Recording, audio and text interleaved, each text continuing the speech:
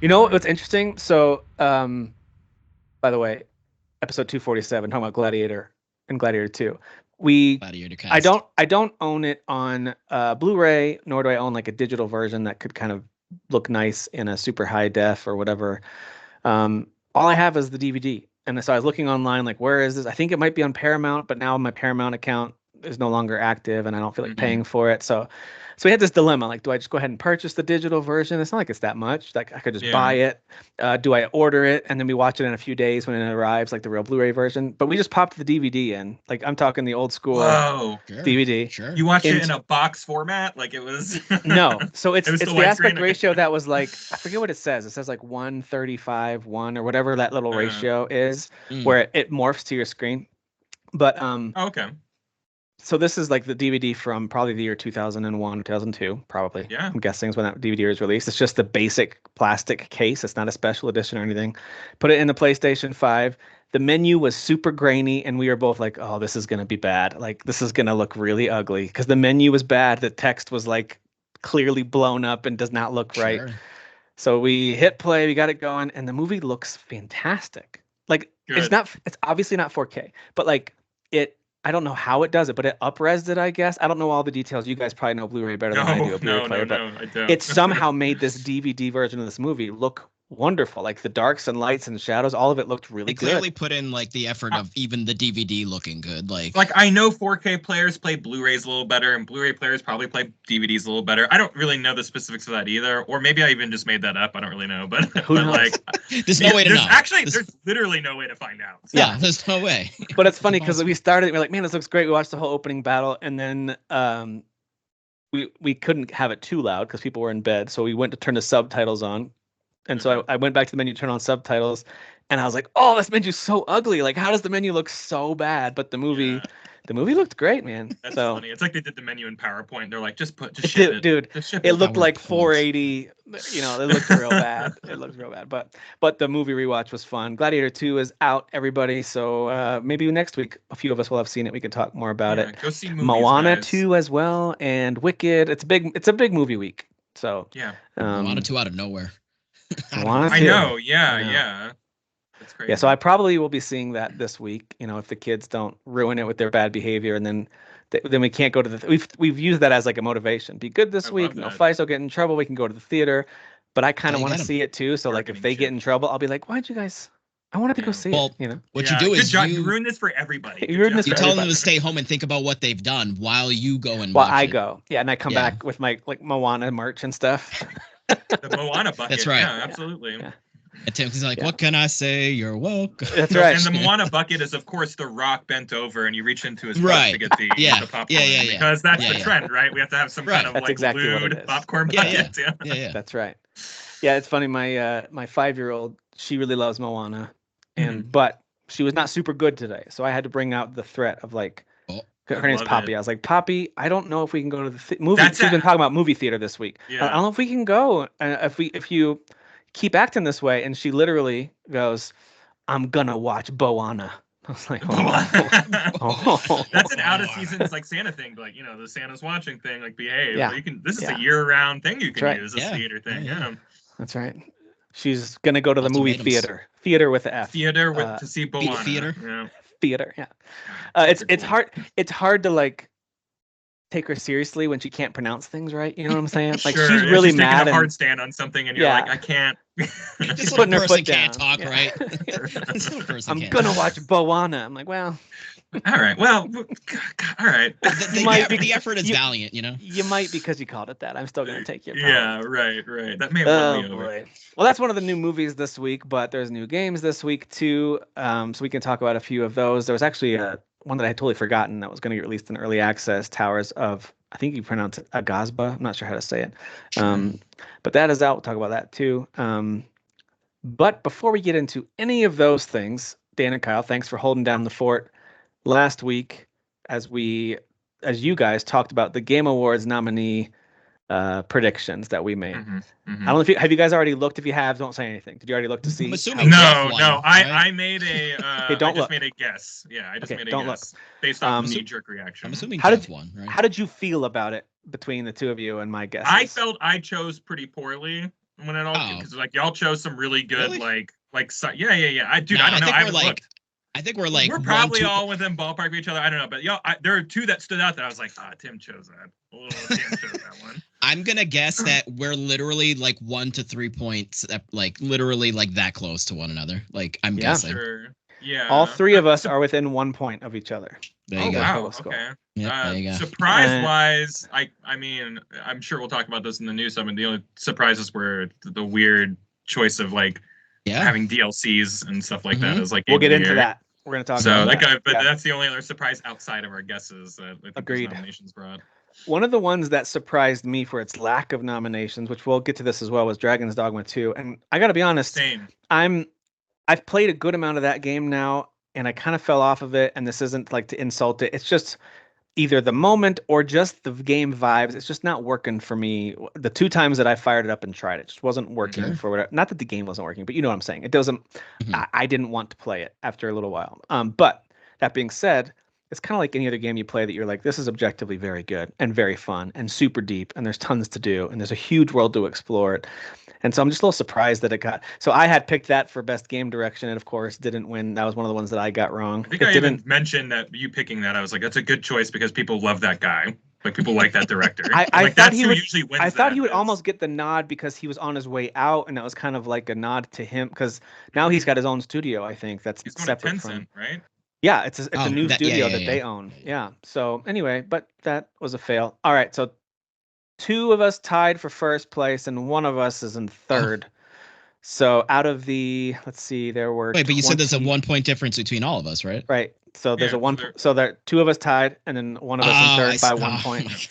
So I finished in third with 17 points. Ooh. So I got 17 out of 21 correct. The ones I got incorrect were best game direction, Dragon's Dogma 2.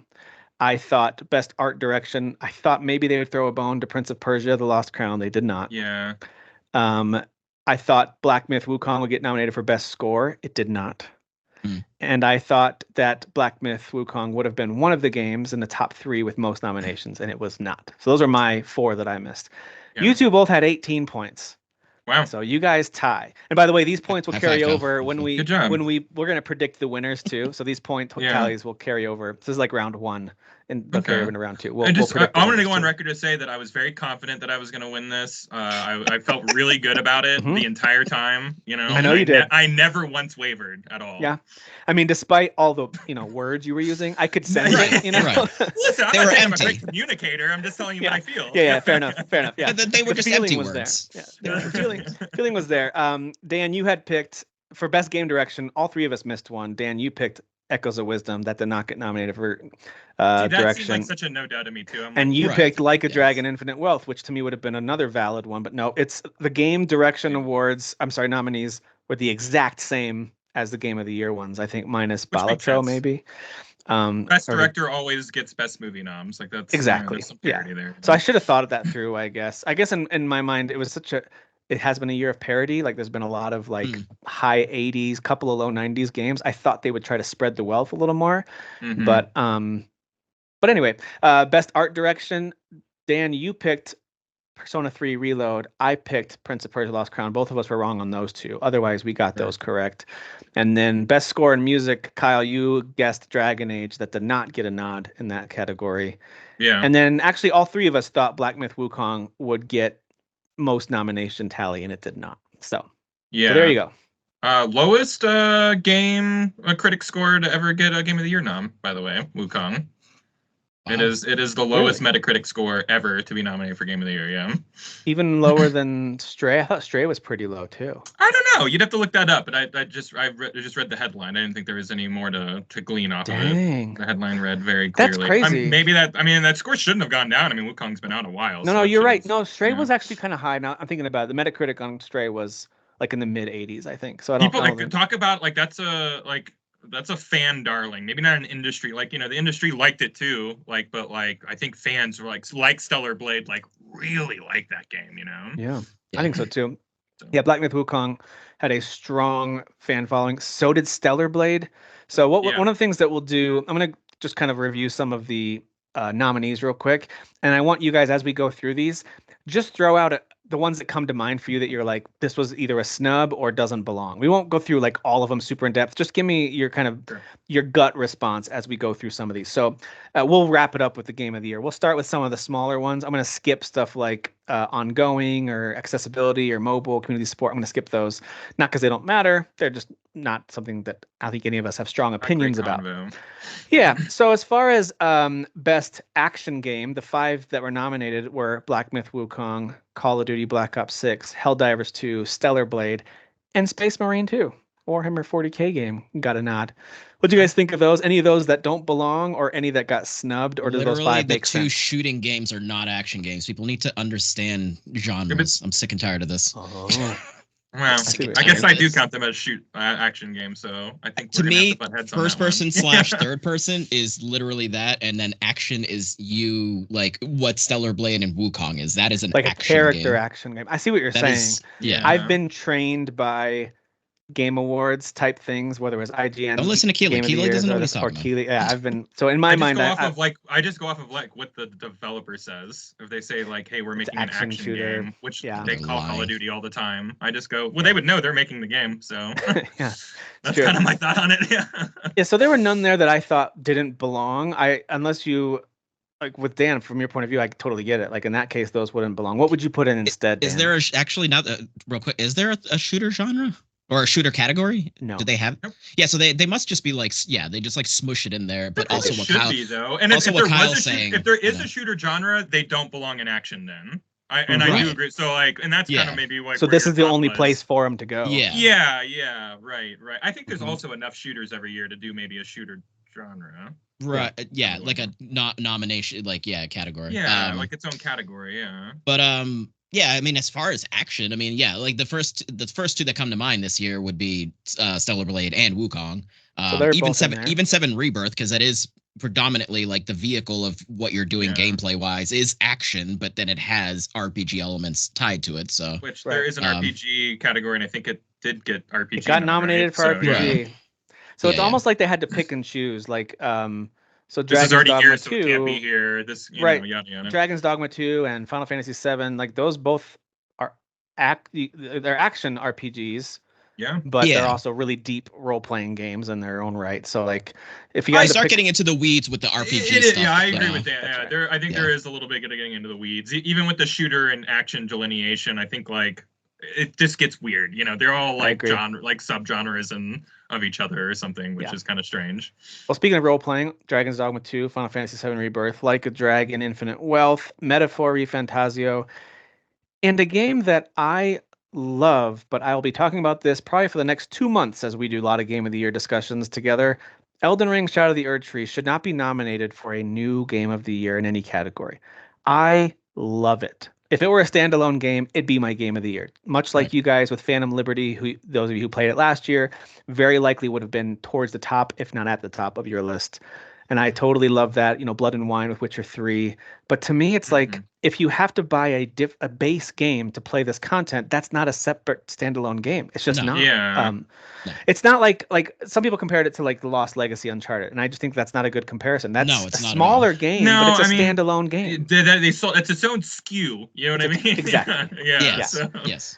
I mean, listen, you got Mesmer up behind me with Shadow of the Erdtree. I still have the art book. I was actually looking at this the other day with my son. We were looking at the art. Like, I freaking love this game. I am a apologist for Elden Ring and always will be. It doesn't belong on any of these. So that's just my personal opinion. This is a great case for make a DLC or remaster. There's so many DLCs every year. Like, why can't we just have its own category, Yeah. Or this could go in best ongoing game. Why Starfield, why can't it go to best ongoing game? Starfield, Elden Ring, Prince of Persia, like a bunch of games got really cool DLC this year. Like I think Warcraft got one. Space didn't get cool DLC. I read the takes online. You're right. Okay, that's my bad. I shouldn't have called it good. I loved it. Shut up. It's a stretch. I really enjoyed it. But then I think Warcraft and I think the Elder Scrolls Online. So like a lot of games got expansions this year, right? That you could have been like, what's the best expansion or DLC? But This screams to me, and really this is the grossest part about it, because there was like a tweet or whatever, like a few days before or a week before of like, we're changing the rules about including, and then all of a sudden they introduced. So it's like, so it's really Keeley was or whoever, because I think some people were saying it's not even Keeley, it's like it's not. He doesn't have any jurisdiction over like what the categories are, or doesn't get a vote or anything like that. It's hard to blame him. I know he's the face of it, but he has like but you can blame him because he is the face. I mean, that is his. Yeah, let's blame his face. It is his job to be the face of this thing. But to me, it just screams a board that appoints all this stuff. So it screams the board just being Miyazaki fanboys, just trying to finagle their way into getting his one game of the year when it came. Like, I don't. What are we doing? Like, I don't like. It's we all know that game is good. Like, and everyone knows that DLC is good. You know, it's very strange that they would do that. But I think ongoing what you were saying is perfect, because it is technically, if you don't have a DLC I think that's for only like multiplayer games. Make a single player one, best single player ongoing game. I don't know, man. There's a really easy way to like get more awards out there. You know. So the problem that I have with it is that because of that taking a spot in the role-playing genre, something that is a legitimate Game of the Year contender that got almost completely snubbed is Unicorn Overlord. I think it got one nomination in one category. Yep. It's easily one of the best role-playing games of the year. My son's actually playing right now, and he was like, because I told him about it, and he thought the name sounded stupid, and I was like, I know what. I was like, I know how much you love Dungeons and Dragons and the in-depth. Like, he loves deep RPGs, and he started playing it, and he can't stop. Like, he's like, Dad, I think I've played this for too long. Like, he just loves it. Listen, Octopath Traveler is kind of like a little silly, but like, silly name, amazing game, right? Yeah, amazing game. So to me, it's that one, and I know that it probably wouldn't have gotten nominated because it didn't get the best of reviews, but it would be great to see like Aiden Chronicles 100 Heroes have gotten a nomination. Sure. Too, for best RPG, especially with everything with that, kind of leading into that and the creator passing away. And, that's right. So those would have been some cool ones to see get some love in a category like this. That I think even a game that I love, like Elden Ring, taking it with DLC, taking that spot, I guess. I don't know if it'll win. If it wins, then we have a whole other conversation. Because how could at least Metaphor or Final Fantasy or Like a Dragon or Dragon's Dogma, how could one of these not win this? You know what I mean? Like, I'm telling you, the whole thing is super gross to me. It feels very like just trying to twist the rules to include. Yeah, I don't like it. And I mean, this is coming from someone who, I mean, some people might think of me as a fan. I don't think I'm a fanboy. I think I will critique the series when necessary. You're a fan. You're a serious fan. I'm a fan. Yes. I can't even get this guy to say he likes Final Fantasy 15, so he is not a fanboy. You know hey, hold on. I've seen a lot of people out there. I like it. Hold on. Me too. Wait a minute. I like 15 and 13. We're bigger fans of Final Fantasy than I know. All right. He doesn't like theatrhythm. He's not a fan. I'm gonna get this sword right here. That's right. He doesn't like the music game, which is so funny. Any Final Fantasy games. I've been saying this all along. You guys are the worst. The absolute worst. All right. What about for indie games? They nominated Animal Well, Balatro, Lorelei and the Laser Eyes, Neva, and UFO 50. Did you guys have any strong opinions about should or shouldn't be on that list?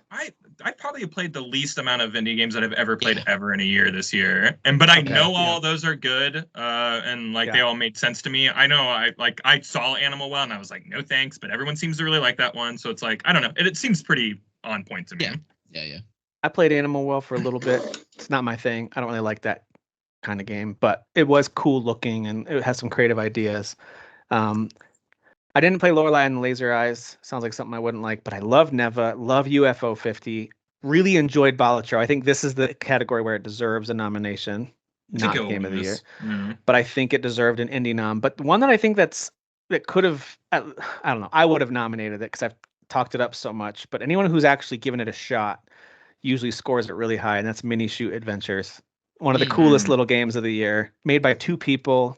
Yeah, it's like the definition of indie, taking genres that we love and making a really fun, really kind of tight and well polished experience that it didn't have, there was no problems with it. You just play it straight through and you can do everything. And it reminded me of the Death's Door game with the little crow, where it's just a really well-rounded, well-constructed little game. Wasn't the Metacritic score of that actually pretty high too? Like it was like high 80s, low 90s. It was, I think it was high 80s, like 89. Not to just boil everything down to that, but like clearly it got enough reviews and it scored really well. Like, I mean, I don't know. Yeah, I would have loved to see that one get a shout out. And I think the Plucky Squire, I know it got nominated for debut indie. but I finished that game recently too, and I really did like it a lot. It's not perfect. It's got some jank, but boy, is it creative and visually just so fun. It's very charming. It's very, very charming. Yeah. Okay, let's keep moving. What about for... let's skip audio design and go to score and music. The nominees were Astrobot, Final Fantasy VII Rebirth, Metaphor Refantasio, Silent Hill 2, Stellar Blade. The only one of those that I haven't heard any music from is Silent Hill 2. The other four I've heard. Is Silent Hill on there? Okay. Silent Hill 2 for music, yeah. Okay. The other four, the other four were all excellent music, so I have no issues with those four. I just haven't heard Silent Hill 2. Well, I guess for me, it's just more of the audio design is really great. But the music, I'm thinking music, and I'm I don't know. It got nominated for both. You'd have to just look, if you go online and just look up Silent Hill 2 music, you'll be like, oh yeah, everyone's got their own theme, and it's very subtle. Right. It's like a piano, or because you're playing a horror game and it's quiet a lot of the time. I would say that it's the underdog in this category. Despite it being there are some memorable moments. You're like, oh yeah, this is the Silent Hill theme. Okay, but no, I mean you're talking about Final Fantasy and Metaphor and Stellar Blade. And, I think it's safe to say that I think it's safe to say that the Japanese studios for music especially crushed it this year. Between Astrobot, Rebirth, Metaphor, and Stellar Blade. Wait, is Bluebird Japanese team for Silent Hill 2? Okay, no, I don't think so. Yeah. Okay, so I mean, actually, Astrobot, the developer, is not Japanese. I don't think. Are they? Oh, it's not. I thought they were. I don't think they are. I think they're European. I could be wrong, but let me gotcha. But yeah, the themes for all. I mean, I have no issues with any of those nominees, and mainly Silent Hill 2. I just haven't played enough of it to be able to say. I will say this though, and it's probably recency bias, but I'm playing a lot of Star Wars Outlaws right now, and that score is incredible. It's so good. It's really good, and it's not just let's just add some of our takes on Star Wars. There is some of that. You can hear some Star Wars music in there, but it's a lot of unique themes. Kay has the main theme, the main theme of the game, on the main menu, is fantastic. It slaps, dude. It's really good. Nothing that you've heard before. It's Star Warsy, but it's not a motif of anything you've heard. It's Westerny Star Warsy, right? It's Wild West, Star Wars, Big time. It's cool. It's really cool. By the way, They are a Japanese studio, the Astrobot. Okay. Okay. As far as other ones, and I wouldn't call it a slight that they weren't included, because I haven't played Silent Hill 2. That's the only one that I wouldn't have nominated because I haven't really played it. But I do think Echoes of Wisdom music was really good. Was it as good as other Zelda soundtracks? No, but it was, up there. It was very, very good. And I did think that the music from Eiyuden Chronicle, from the 4 or 5 hours I spent with it, was quite good. Also, a lot of different themes as you hit different parts of that game. Yeah. So yeah, those are the things that jumped out to me. Anything that you guys thought music-wise would have deserved a look, or do you think that sounds about right? That list that's there. I mean, the only one that's just kind of is Silent Hill, but I'm not offended by it. But I would bump Silent Hill and put on one of the ones that y'all have said, or I like it, and it's probably the most iconic of the series. But I don't. There are a lot bigger things going on in all these other games that we're talking about, where it's really subdued, like Silent Hill. It doesn't make it Unicorn Overlord and Prince of Persia, also great soundtracks. I'll throw those out there too. Really good soundtracks. All right, and then we had for art direction, which I think is kind of their way of saying overall visuals. It could be anything, right? So they don't really have a best graphics category. So art direction, which I think we might call ours that this year, guys. The more I'm thinking about it, it's a nice way to kind of summarize all of it. But anyway, so they have Astrobot, Black Myth Wukong, Elden Ring, Shadow of the Erdtree, Metaphor Refantasio, and Neva getting a shout out there. Good for Neva. We don't have to keep reiterating the whole Elden Ring, Shadow of the Erdtree thing. I think all of us agree. Yeah, sure. The design in that game is immaculate. FromSoft crushes it with their design. Yeah. But we all agree that shouldn't be nominated. We'll set that aside for a second. Astrobot, Black Myth, Metaphor, Neva. I think those are all really deserving of this category. What do you guys think? I agree. Yeah. Trying to think of what else. Unicorn Overlord has that nice, that typical vanillaware style to it. It is vanillaware, right? It is vanillaware. Yeah, it is vanillaware. Okay. Yeah. Their games always look fantastic. Echoes of Wisdom has a really cool style, but you could make the argument that they're just using the same exact engine for the Link's Awakening remake. Okay, if that's a knock against it, but it's a beautiful game though. Very beautiful. Right. And there's a few others, but I think those are all good, really good picks. By the way, as I'm playing Star Wars Outlaws, there are certain moments where like a zoom in on a certain character's face didn't render correct and there's a little blurriness or the hair looks weird. But for the most part, it's probably Ubisoft's best looking game. I think it looks so good. I think when you're like on a speeder and you're palling around that first planet, I'm like, this gorgeous. Game looks good. Yeah, this area looks cool. It's just even the way that it's like shaped and stuff. Like it's just good art design, So. But the one that I would have replaced if you were to ask me, okay, we're kicking out any DLC, so Elden Ring's going. What do you put in there? I probably would add on Plucky Squire. Sure, that makes sense. Yeah, I think the art direction there is brilliant. That's actually especially with its two different styles, because you have what the game looks like in the book and then outside of the book. So you have a lot going on there. Sure. Mm-hmm. Yep. So narrative wise, they have Final Fantasy VII, Like a Dragon, Infinite Wealth, Metaphor, Senua's Saga finally getting a shout out. Other than I think she was nominated for best performance as well. We didn't cover that. And then Silent Hill 2 for best story as well. I didn't play enough of Hellblade. I fell off of it because I didn't think it was very fun to play as a video game. If it were a short film, I probably would have watched it. I still might at some point go watch someone's full playthrough on YouTube just to see what happens. I will probably do that before the end of the year. I just don't care about playing it. Playing it just wasn't that fun for me. Sorry, it just wasn't. But it wasn't. No. Such a long build up too, which is a shame. Yeah. Might be the best looking. Like I'm surprised the art direction it didn't get at least a nod there because. It's one of the prettiest games ever, but just like detail wise, at least. What do you guys think about best narrative though? Those games all seem pretty worthy from what I've heard. I don't know about Silent Hill 2 or Senua's Saga, but Metaphor for sure, Like a Dragon for sure, Rebirth for sure. Yeah, I would have put Banisher's Ghost of New Eden on there, but I'm very biased towards that game. Yeah. Sure. Yeah, I mean, those all make sense to me. Yeah, I just finished Silent Hill 2 for the first time, and I'm like, I get it. I get it for sure now. So, I'm not offended by this list. I would have loved if they included Black Ops 6 on this just to make everyone mad. Like, so mad. Yeah, same. Best story, Black Ops 6. Best character, Bill Clinton. Yeah, he's definitely in it. Wait, stop it. Is he really? Yes! Oh my God. It takes place in the 90s. He's the president. Or he's about to be. He's like a senator at that point, I think. Yeah. He's on a campaign trail or something. There's like a whole mission where you're at an event where he was speaking and he's up there talking to someone as you like are undercover walking around. Yeah. That's what I get for not playing the story yet. That's shame on me. It's very good. Yeah, it's kind of crazy how good it is. And last but not least, for overall game of the year, we'll skip game direction because it's pretty much the same group of games. Astrobot, Balatro, Black Myth Wukong, Elden Ring, Shadow of the Erdtree, Final Fantasy VII Rebirth, and Metaphor Refantasio. What do you guys think? Obviously, all of us agree that Elden Ring, Shadow of the Erdtree shouldn't be on there. I don't know. I mean, I know I'm going to piss off all the indie people and Balatro fans, but get that off Game of the Year. So bad.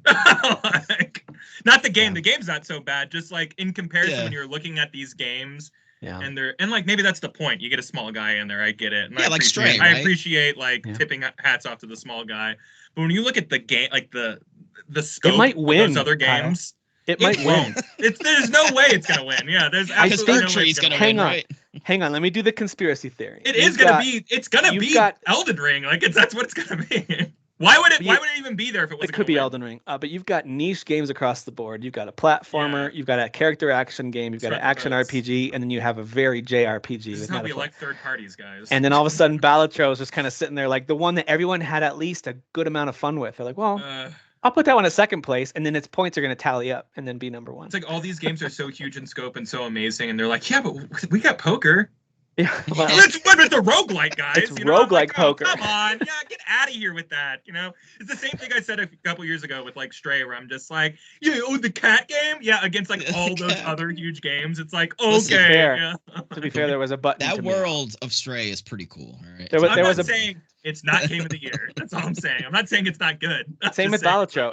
It's a fun little card. It really is a fun little card game. I think I spent a total of like 6 hours with it over multiple sessions, playing like 45 minutes at a time. And I don't understand the people who. There are people who are spent hundreds of hours playing that game, and that's one that I'm. One of my buddies are like, dude, I'm on like hour 48 of this game. I go, that's how many hours I haven't like RPG. Like that, you're crazy. That's insane. Like, yeah. But I mean, it's like clearly they like to do like this whole like we're all over the place with game of the year. Like it's like okay, sure, I guess. I do like that they spread the love. I do like that you pump up a little guy. It's just sometimes the little guy just looks so little. compared to everybody else, and you're like, why are you card here? Size. Yeah. Card size. Card size, yeah, pocket sized, if you will. Pocket size, yeah. But you know what? There were some other games that were universally loved by critics and by audiences that could have gotten a nod here that didn't, like Prince of Persia: The Lost Crown. Don't forget that had like an 88 or something on Metacritic or whatever it was. You had Unicorn Overlord, which also I think was in the high 80s, a really excellent, super in-depth RPG game. So I think there's a couple games like Stellar Blade. I know it's a little bit Dragon's Dogma. Like Dragon's Dogma like 2. There's enough fans. Like it got enough 8s and whatever to like I don't know get a nod. I think, but apparently not. Yeah, apparently not. Yeah. Apparently not. So those are some of the ones that jumped out to me. Now, it's interesting that none of the early access games got any love because they're not finished yet. But DLC, which isn't a complete game, did. So, like for example, Hades 2 is universally beloved as already like what a follow-up to an incredible game. But the game isn't finished yet, right? It's out in early access, but it already has reviews. I think it's like at a 91 or something on Metacritic or something like that.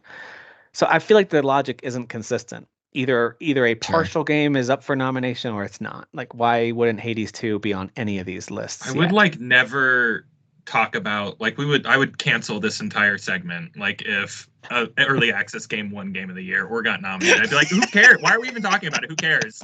Like I'm watching for the trailers that night. I'm making sandwiches whenever they're doing awards. Like they would lose all credibility. That is a step. That is a step too far. And that's my big dramatic take for the night. You know, just like I would just absolutely lose like all respect for. Not that I have like all this like I live and die by who wins Game of the Year at Jeff Keighley's award show, but like you would lose. Like I would be lost. You know, there are things that happen with the Oscars where I'm like, I don't watch that anymore because Martian won Best Comedy or something like that. I'm like, I'm out. I'm not doing. Yeah, like, that doesn't even make it. What?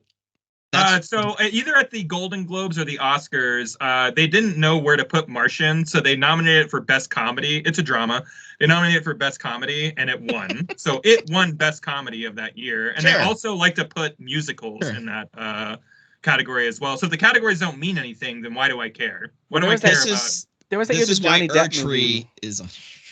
That Johnny Depp movie, The Tourist, was nominated for like I remember that was a big hullabaloo back in the day. Yeah, for like best. I think it was also for best comedy. It's not even a good movie. Yeah, why is it getting nominated at all? You know, but yeah. I'm telling you, this is what drives me crazy about and it's just more of like me having an OCD brain about like categorizing things in a very specific way. Yeah, I do. It does need to make sense to me. So when you have hangups, regardless if they're your hangups or shared hangups, like I get it. Like I connect to that. Because, that's why we do our own. People like things go in boxes. You know, like, sometimes they need to be in boxes.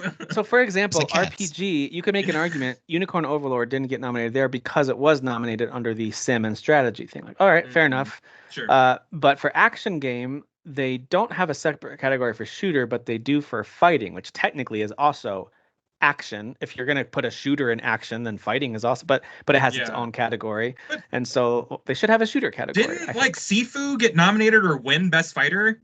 I think it won Best Fighting game. That's not a fighting game, you know? Exactly. So it's like, I remember, but there's fighting in it. I blew my gasket about that on the, and I love Sifu. I'm like, give it all the, but like, don't give it a bullshit statue just because like you couldn't fit it in somewhere, you know? Like, but I think it also it might have been, if I remember right, that might have been a year where there really wasn't a major contender. I can't remember. Maybe. I swear we had the same conversation then too, where we're like, why is that? Why is it nominated? Oh yeah, for sure. Yeah. Best family game is stuff like Astrobot, Princess Peach, Showtime, Super Mario Party, Jamboree, Echoes of Wisdom, and Plucky Squire. All those are deserving. I didn't think Princess Peach was all that good, but it is a good family game, I guess, for little kids. It's pretty straightforward and easy. And then most anticipated, the nominees are Death Stranding 2, Ghost of Yotei, Grand Theft Auto 6, Metroid Prime 4, and Monster Hunter Wilds. Guys, what if all those movies come out games come out next year? First off, that'd be insane, and also you should just call this the GTA 6 gets a statue award. Sure. Yeah, you're right. Like why? Yeah. That's the most selling thing to ever exist. You know. That is true. So the top 3 games that got the most nominations. Did you guys already look to see what they are? No. Okay. What do you think were the top 3? I already told you Black Myth Wukong was not, even though we all guessed that it would be one of them. What do you think? There's two top 3? There's 2 tied for. No, it's not top 3. There's 2 tied at number 1, and then there's a second place. 7 Rebirth, Metaphor. Yeah, 7 Rebirth for sure. Maybe Metaphor. Did Metaphor get nominated for a lot? There was a couple in there at least, right? I'm gonna say Final Fantasy VII for sure. Is that one of them at least? That's tied for first with 7. Okay, all right. Okay. Is Metaphor in there? It's in the top 3, but it is in third place with 6. Something else is tied what's the for middle first. fella? What's the middle fella? Something else is tied with Rebirth for number 1, and that is Elden Astrobot. Ring. Dang, okay. Astrobot got 7 nominations, and so did Final Fantasy 7. That's good. Good for Astrobot. That's awesome. So Astrobot had its extra category of family games. So they each had their own genre nomination. They each had their Game of the Year and Director and all the other nominations. And Rebirth got a performance nomination from, I think it's Aerith's voice actor. I'm actually not sure. Oh, yeah. She's okay. And she did okay, I guess. And then Astrobot got another subgenre of family games. So they kind of balanced each other out and so Metaphor got 6. After that, you had games like Balatro and Silent Hill, each had 5. Black Myth Wukong and Call of Duty each got 4. Oh, and so did Senua's Saga, and so did Shadow of the Erdtree. All got 4. So, yeah. Jesus. I am seething with rage. Yeah, Hey, the only other one I'll call out before we move on from this, because we'll talk more about this when the actual awards happen, but as a college football fan, I can't believe that finally the return of College Football 25, which sold really well, got reviewed really well, was ignored for the sports and racing category. That's weird. How many other sports games could there have been? Like you could. So they nominated F1 24, and I know people love their F1 games. No. They nominated EA Sports Football Club 25. I think is where you manage a football team. Sure. NBA 2K25, and then they did Top Spin 2K25. Maybe that's fun. I do like some tennis games, I guess. And then WWE 2K24. If you are listening to this and you play F1, comment below and let us know that you exist, because I guarantee you neither of y'all know a soul who plays F1 games. Gaston, neither of you play. I don't know. I mean, there's a dude. Name a buddy. If Crash Bandicoot is an unlockable character at F1 Racing, then Gaston is playing. I would have preferred. It's so specific, Crash like Team you know Racing, what I mean. Like I can't believe. Whatever, that's fine. Yeah, so F1 and NBA, I think kick them Dude, off. F1 is actually insanely popular in the world. It's like yeah, but like by who? I don't know anybody who plays that game, so it must be a soccer thing where, like, Europeans, the whole other world loves it. But I still think college football deserved a nod. They did. I do too. Crazy cool return to form, and it was like cool, and it was after such a long hiatus, waiting. Yeah, to deliver on that type of level with all that hype behind it, like it had been 11 years. It was 2013, I think. That summer was the last time they had released one. So anyway. So there you go. There's our Game Awards predictions so far. Kyle and Dan tied for first. Oh, and Jeff had 2 correct because we put Neva down for him on everything, and he got 2 of those correct. I don't even know if he actually even played that game, which is funny. So. I think he played like the opening of it and was like, "Oh, it's beautiful," when that was it. He loves it that much, though. He loves the beginning that much. He does love it. Yeah. So there you go. All right, so we'll talk more about that when the awards happen here in about, I think it's in 2 weeks. So we will. Maybe it's 3. I can't remember. The Erdtree Awards, you mean? The Erdtree Awards. Listen, we're gonna have some thoughts if that happens, but we'll cross that bridge. Just prep yourself. It's gonna win. Like it just prep yourself. I mean, it's obvious, right? Again, they changed the rules. Why would they change the rules? Why would all this stuff if it wasn't going to win? Like if it got like, well, let's see if anyone even votes for it, and no one voted for, like, well, let's just not have it or whatever. I know it'll win something. Things, it'll win. It might, even if it's not Game of the Year, it'll take home at least some kind of trophy. Yeah, that night. It's there for a reason. They like it's fine. Whatever. It might lose all the categories. It's fine. It might lose all the subcategories and just win Game of the Year too. I could see that. Like any of those things are possible, but we digress. And hey. Again, I'll reiterate, I love Elden Ring. One of my favorite games of all time, and the DLC was brilliant. But it's DLC. It's DLC. I'm not digressing. I'm regressing. Actually, no, that would be going back. I don't know. Whatever the opposite is. He's gressing, okay? He's gressing. He's just regular so hard right now. Yeah. Just don't ungress. I don't know what that means either. Okay. Sounds naughty, but it really does. I'm ungressing now. That's not good. Don't say that. Hold your thought. I'm gonna ungress real quick. Do you want to watch me ungress? No, I don't. Silence of the Lamb thought. For the last time, stop ungressing on live. Oh my word! All right, so we got some new games that are out this week. One that was delayed a couple times. It was highly anticipated, and Stalker 2, Hard is how you say this? Heart of Chernobyl? Is that how you? Yeah, Chernobyl. And apparently it's explained why it's called that in the game.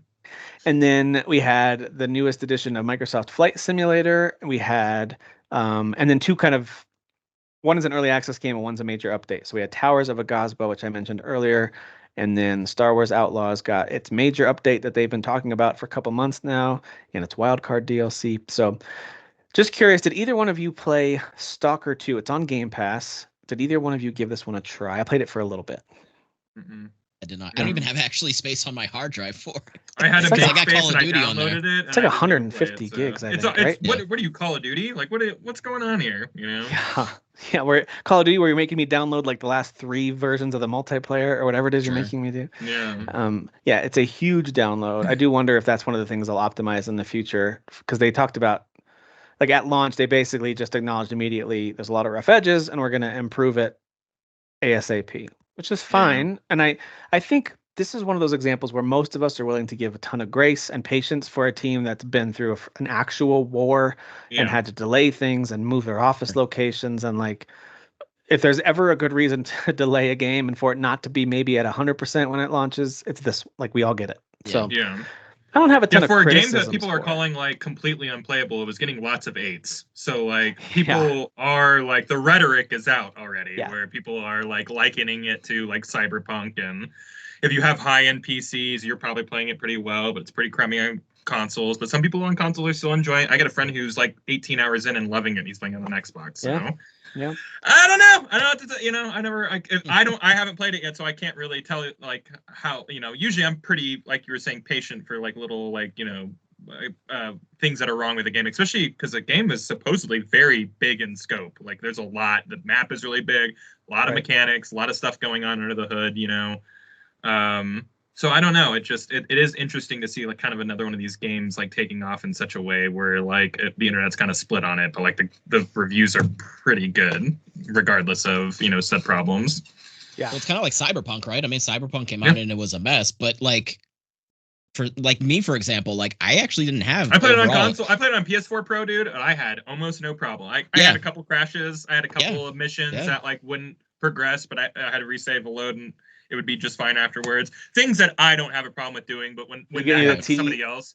I had a couple T characters. Yeah. I go, all right. Or, sigh, let me reload real quick. That's no problem for me. For other people, that's just, it happened one time, and this is the worst thing that's ever happened to me, and I hate it, and yada, yada. And other people had straight up, like, horror stories, so it's it's a spectrum, I don't know. Well, so I played it for a little bit, and I never played the first game, so I don't have any I didn't have any context in which to step into this world. I didn't know what was going on. I knew it was kind of set in a alternate universe, fictional version of a Russia, Ukraine type area, right? I don't really know all the details. All I know is there's clearly radiation, a Chernobyl-like thing happened with huge explosion, and there's like monsters and mutants, and so part of the game is there's a survivor element to it where you can eat food. I believe that helps your stamina and health regenerate faster, if I understand it correctly. There's also radiation injections you can take because your radiation will start to build up. If you wander off the beaten path too much, you'll actually hear that clicking sound that you would hear like in a movie when someone's reading for radiation. That little, exactly. You start to hear that going faster and your screen gets fuzzy and your little radiation meter starts to build up. So you have to have these little injections to get your radiation levels to go back down. I'm sure that's how it works in real life too. And so absolutely. Everything real life is just meters, Tim. It's the same thing. Yeah, it's all the same. Just meters. I will say this: real life. Overall, the production values are pretty solid. I think an 8's probably just about right. There's certainly some jank and rough edges. Whether it's characters, animations, or maybe like a sound, or maybe like even a transition between a scene, whether it's a cut scene to playing and vice versa. Sometimes those things just aren't super smooth in some games. That's just the way it goes. This definitely has some of that. But that being said, like generally speaking, a lot of it's intuitive. The movement, the first person perspective, the shooting, it all kind of is intuitive. I just don't think it feels all that great. The movement and the shooting. I think it's one of those things that I would adjust to if I give it a lot more time. And maybe I will give it more time. It's on Game Pass. Maybe I'll play it some more. Gaston really wants me to play it some more. So I think I will try it some more. But after playing something, and this is probably not a fair comparison because I know this isn't meant to be a pure first-person shooter, but after playing so much of Call of Duty, Black Ops 6, for all the Call of Duty flaws that are out there, right? For all of the predatory shooting stuff feels that good Activision in that does, game. the guns and the shooting is incredible in that game. And it just, the guns feel amazing when you make contact with an enemy versus when you miss.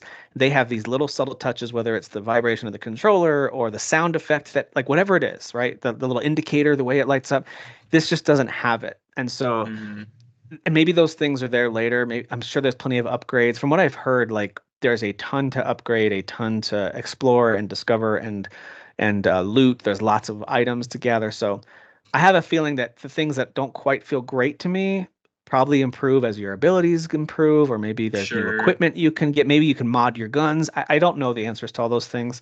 I just know that my initial impression was like, it's okay. Like one of the enemies, they gave me like zero indication that there was this enemy. It was right at the beginning, like the intro, before you even get into like the main story. And there was a scene, it took me like 3 or 4 tries. They don't give you any kind of real warning or indicator or really good way to see this enemy. It's this mutant that jumps and hits you, and it's like a one-hit kill. And I was like, okay. Okay. So it's a little frustrating right out of the gate, which to me is a really, I don't care how much of a hardcore survival game you're trying to make.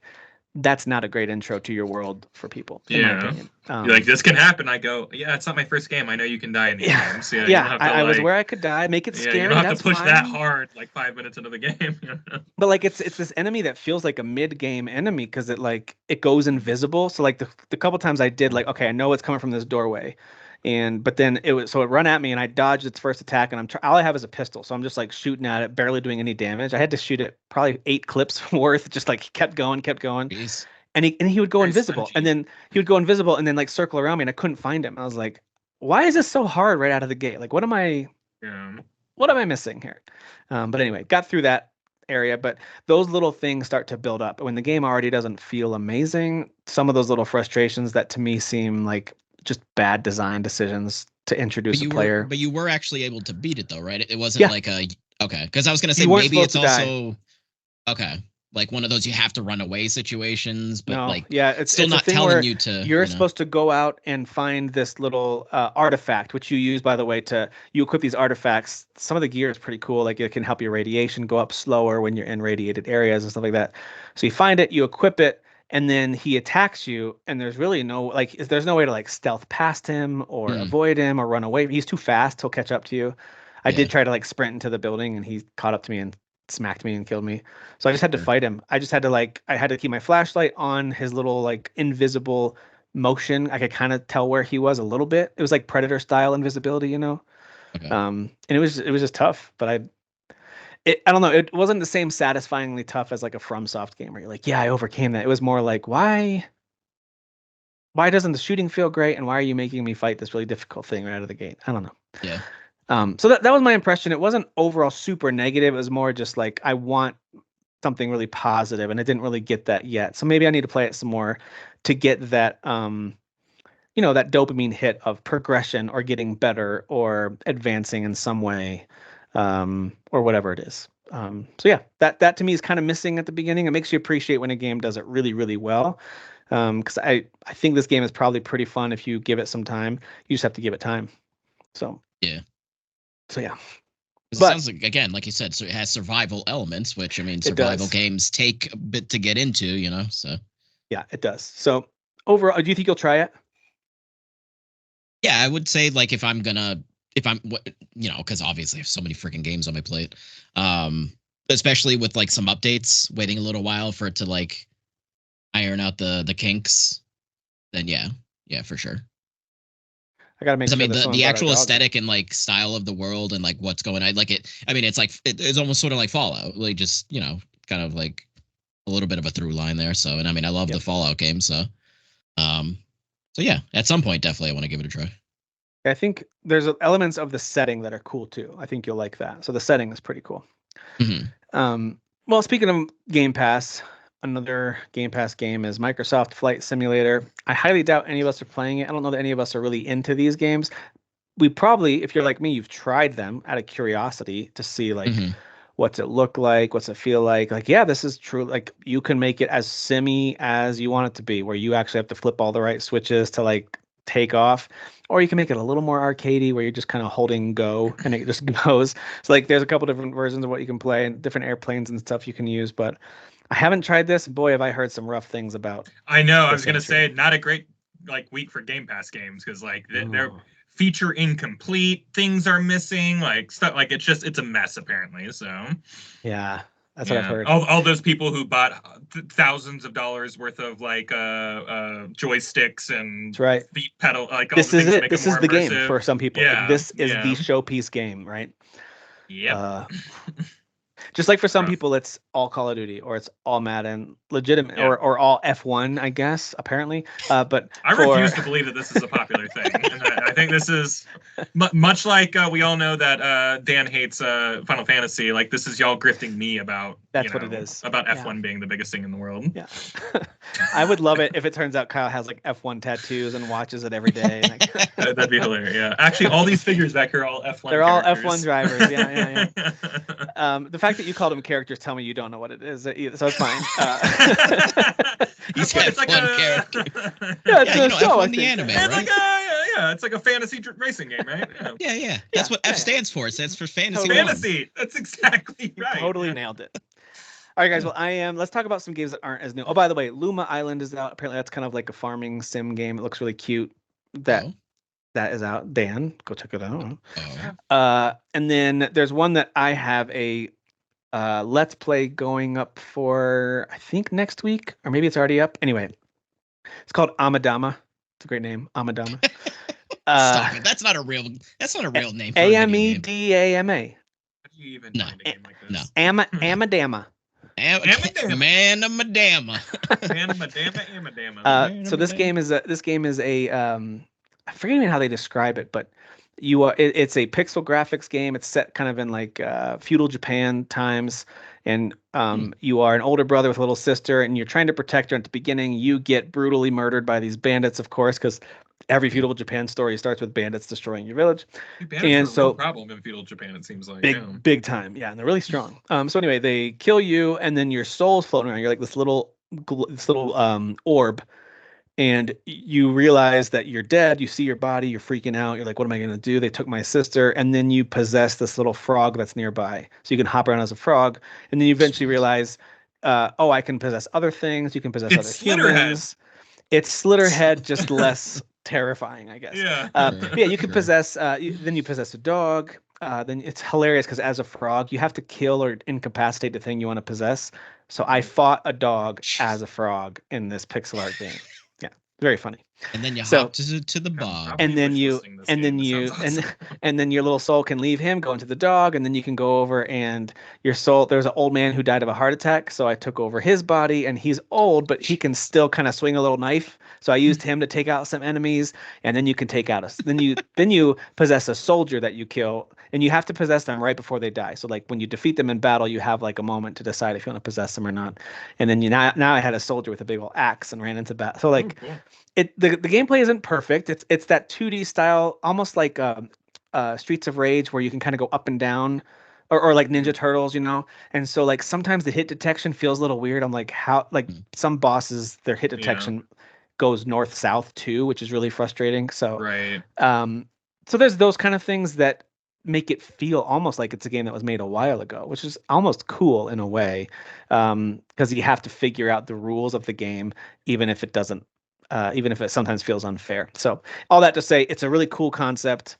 I love it. By the end of the game, if you get to like inhabit a bear and rip apart these thieves, like that's pretty cool. Hope so. Yeah, that's pretty rad, man. Yeah. So it's a lot of fun. I do recommend it. So Amadama, isn't that how you would say it? You think Amadama? It's gonna be Amadama in my head. Amadama. Man, Amadan. All right. So, but some old games that I know. I forgot completely. Early access game Towers of Aghasba is out. That one I did put up a Let's Play of on our channel if you guys want to see it. Like the first 50 minutes or so of that game.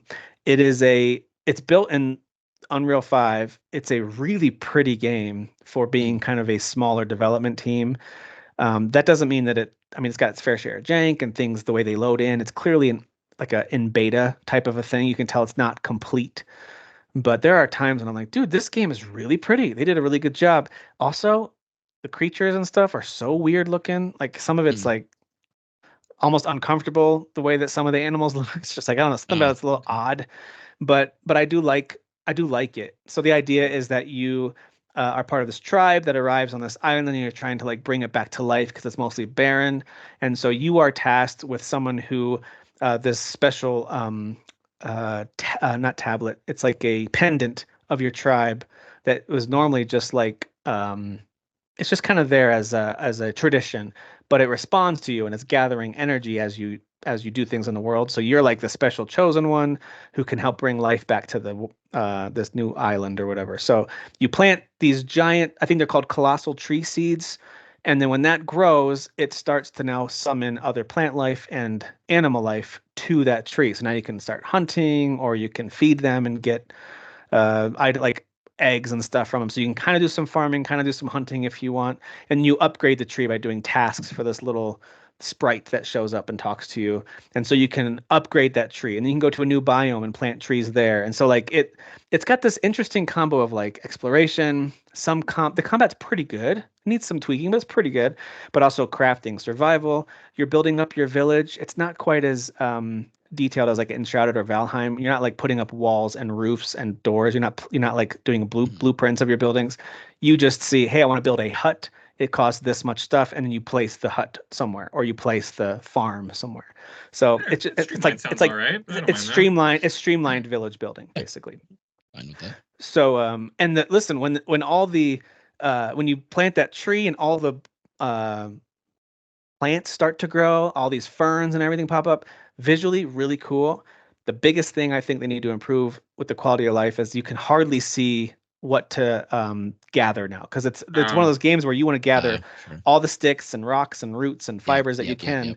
And once that stuff grows, it's like you're looking for these little blue arrows that hover over items you can pick up. It's like the game's way of telling you can pick this thing up, because a lot of it's just like background. But once all that stuff grows, you could barely see the arrow. So it's like, okay, they need some sort of scan button or something that it'll highlight it for you. I love a good scan, man. Give me a scan, you know? I love a good scan. Let me press it on that joystick. Let me see that pulsate out, you know? Let me get it. So yeah, but overall I like it. You know, you even get introduced to this warrior person who teaches you how to fight, gives you a bow and arrow and a spear. Apparently you can do a lot of swimming and fishing. A lot of the trailers showed you in these deep oceans with these giant whale-sized creatures that you can interact with and hunt and whatever. So like, I think there's a lot going on with this game. It's really interesting. So yeah, I do like it. If you like open world, they definitely took some pages out of the Breath of the Wild book with your glider. You have a little parachute that you kind of jump and glide with. Yeah. You can the also second you see that, you're like, oh, okay, yeah. And you can climb on any surface. Climb anywhere, and paragliders means Breath of the Wild. Breath of the Wild. Make the rules. Yeah. That's right. And a little stamina goes down real fast as you climb, and you can upgrade that over time. You know, so you guys get it. And I also get sometimes a little bit of Kena Bridge of Spirits vibes, just from like the little, like the lore and the tribal aspects of it, and like the spirituality elements in it. How there's like forests, sprites that you're trying to do jobs for, so the trees can grow, whatever. So yeah, interesting little game. Actually, it's a pretty big game. Star Wars Outlaws. I'm finally playing it again. Dan, you finished this game, right? I did, yes. And Kyle, I know you finished it, and you, like me, I think, are jumping back into it a little bit. Yeah, I jumped in to start the DLC tonight. Yeah, the wild card DLC. Nice. So all I will say is I echo what you guys have already talked about with this game. It's a lot of fun. It's not perfect. Like there's elements of it that are like Ubisoft, but boy, when they get the Star Wars stuff right, it's really good, and it's a lot of fun. You aren't super strong, so you do have to be smart and use stealth sometimes, or at least use your little buddy, or pick up stronger weapons, or utilize your grenades, because you can die pretty quick. You gotta use all your tools. You gotta use it all. There are some moments where you're like, there are way too many people here. Yeah, how am I gonna do this? To kind of figure it out. So you do have to be a little smarter, but also like that's your character. You're a rogue, right? You're a smuggler. There were many times when I pulled off something, I was like, that I felt really cool. You know what I mean? Like, I sent Nyx out. I did this. I threw a grenade. I did that. You especially know, one of the bases, right? Yeah, especially bases. Yeah, absolutely. And then you get that like oh, I got, maybe you're doing this, so I got spotted, and you can shoot everybody in a room by painting that. It's just like there are moments where I'm just like, that was cool. Yeah. So overall, I'm having a good time playing through it. But what do you think about the DLC so far? Have you seen Lando? Really, is the biggest question. I haven't seen Lando yet. No, I thought he was going to be the mission giver, but it's just some Imperial guy who's like, hey, you have to get onto this, like, we'll call it a pleasure barge because that's what I want to call it, but like a space barge that is doing this like high stake tournament, of sabacc, and like you need to go and win it, the pot or whatever for us, or we're gonna tell everybody in the underworld that you're an Imperial spy.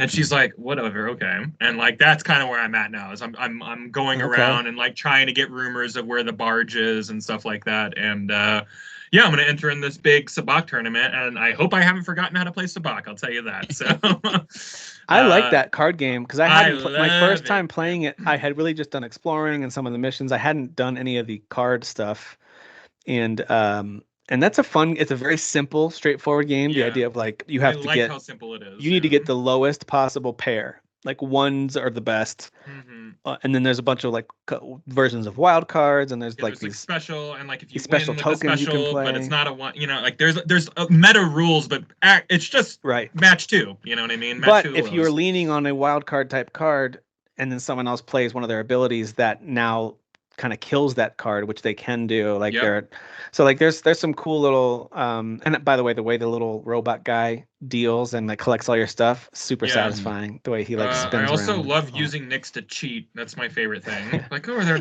check out those cards for me, buddy. Unless you're playing against Bosnok, the guy, the brain and the fluid. Yeah. He's like, and you can't have your friend help you. I'm keeping an eye on him, and I'm like, dang. Yeah, I had a raw dog that one. Yeah, I had to win that one on my own. So yeah, good. I love sabacc though. It's so fun. That's not how you play. Like when you like buy the sabacc like from like Disney, like it's not exactly the same, but like that's why they call it Kessel sabacc in this. It's the match 2 version of it. There are more like kind of pokery versions of it, or maybe like closer to 21 or whatever, blackjack. But like there's all different versions, and I like this version quite a bit. And I really want to see Lando really bad. So Lando, I hope you're there. Well, come on, Lando. So, I guess this is like slight spoilers, but the 3 of us have played the game, so just spoilers in there. I haven't finished it though. You guys, wait, so never mind. Okay, you haven't finished. Never mind. All right. But yes, I know what you were about to say. I know, and it was great. It was great. More please and thank you. I'm only just now like going to different planets and stuff. Like I had only played through the opening before. It's cool. Like the structure of that game is very Mass Effect 2-y, where it's like, all right, we got to get a crew together, and I'm not saying it's as good as Mass Effect. So I know someone's gonna like extrapolate what I just said that way. You said it's better than Mass Effect 2. Keep going. I said it's absolutely better than Mass Effect 2. It's the greatest game ever made. No, it's got the framework of that, where you're like, hey, I'm collecting these like specific type of characters who are very good at specific type of thing that's going to help me on this like basically suicide mission, and I like that. I think that the framework is good on that. So I do think the some of the cutscenes and set pieces are pretty awesome. Ubisoft knows how to make a flashy video game. They might not have made as many really deep, like powerful experience ones in recent years. I realize that. I know they're kind of off their game at the moment, but I think this is I don't know. This game has been too easy to crap on by people who are judging it based off of who knows what character design or whatever. This game is on this like cyberpunky like path in terms of like we're trying to redeem ourselves. I'm not saying it's like that messed up in terms of like how it's playing, but like and revitalizing gameplay mechanics and stuff like that. Like overhauling in such a big way. Like the stick to itness that the dev is like, we're not giving up on this. We're gonna fix this or whatever.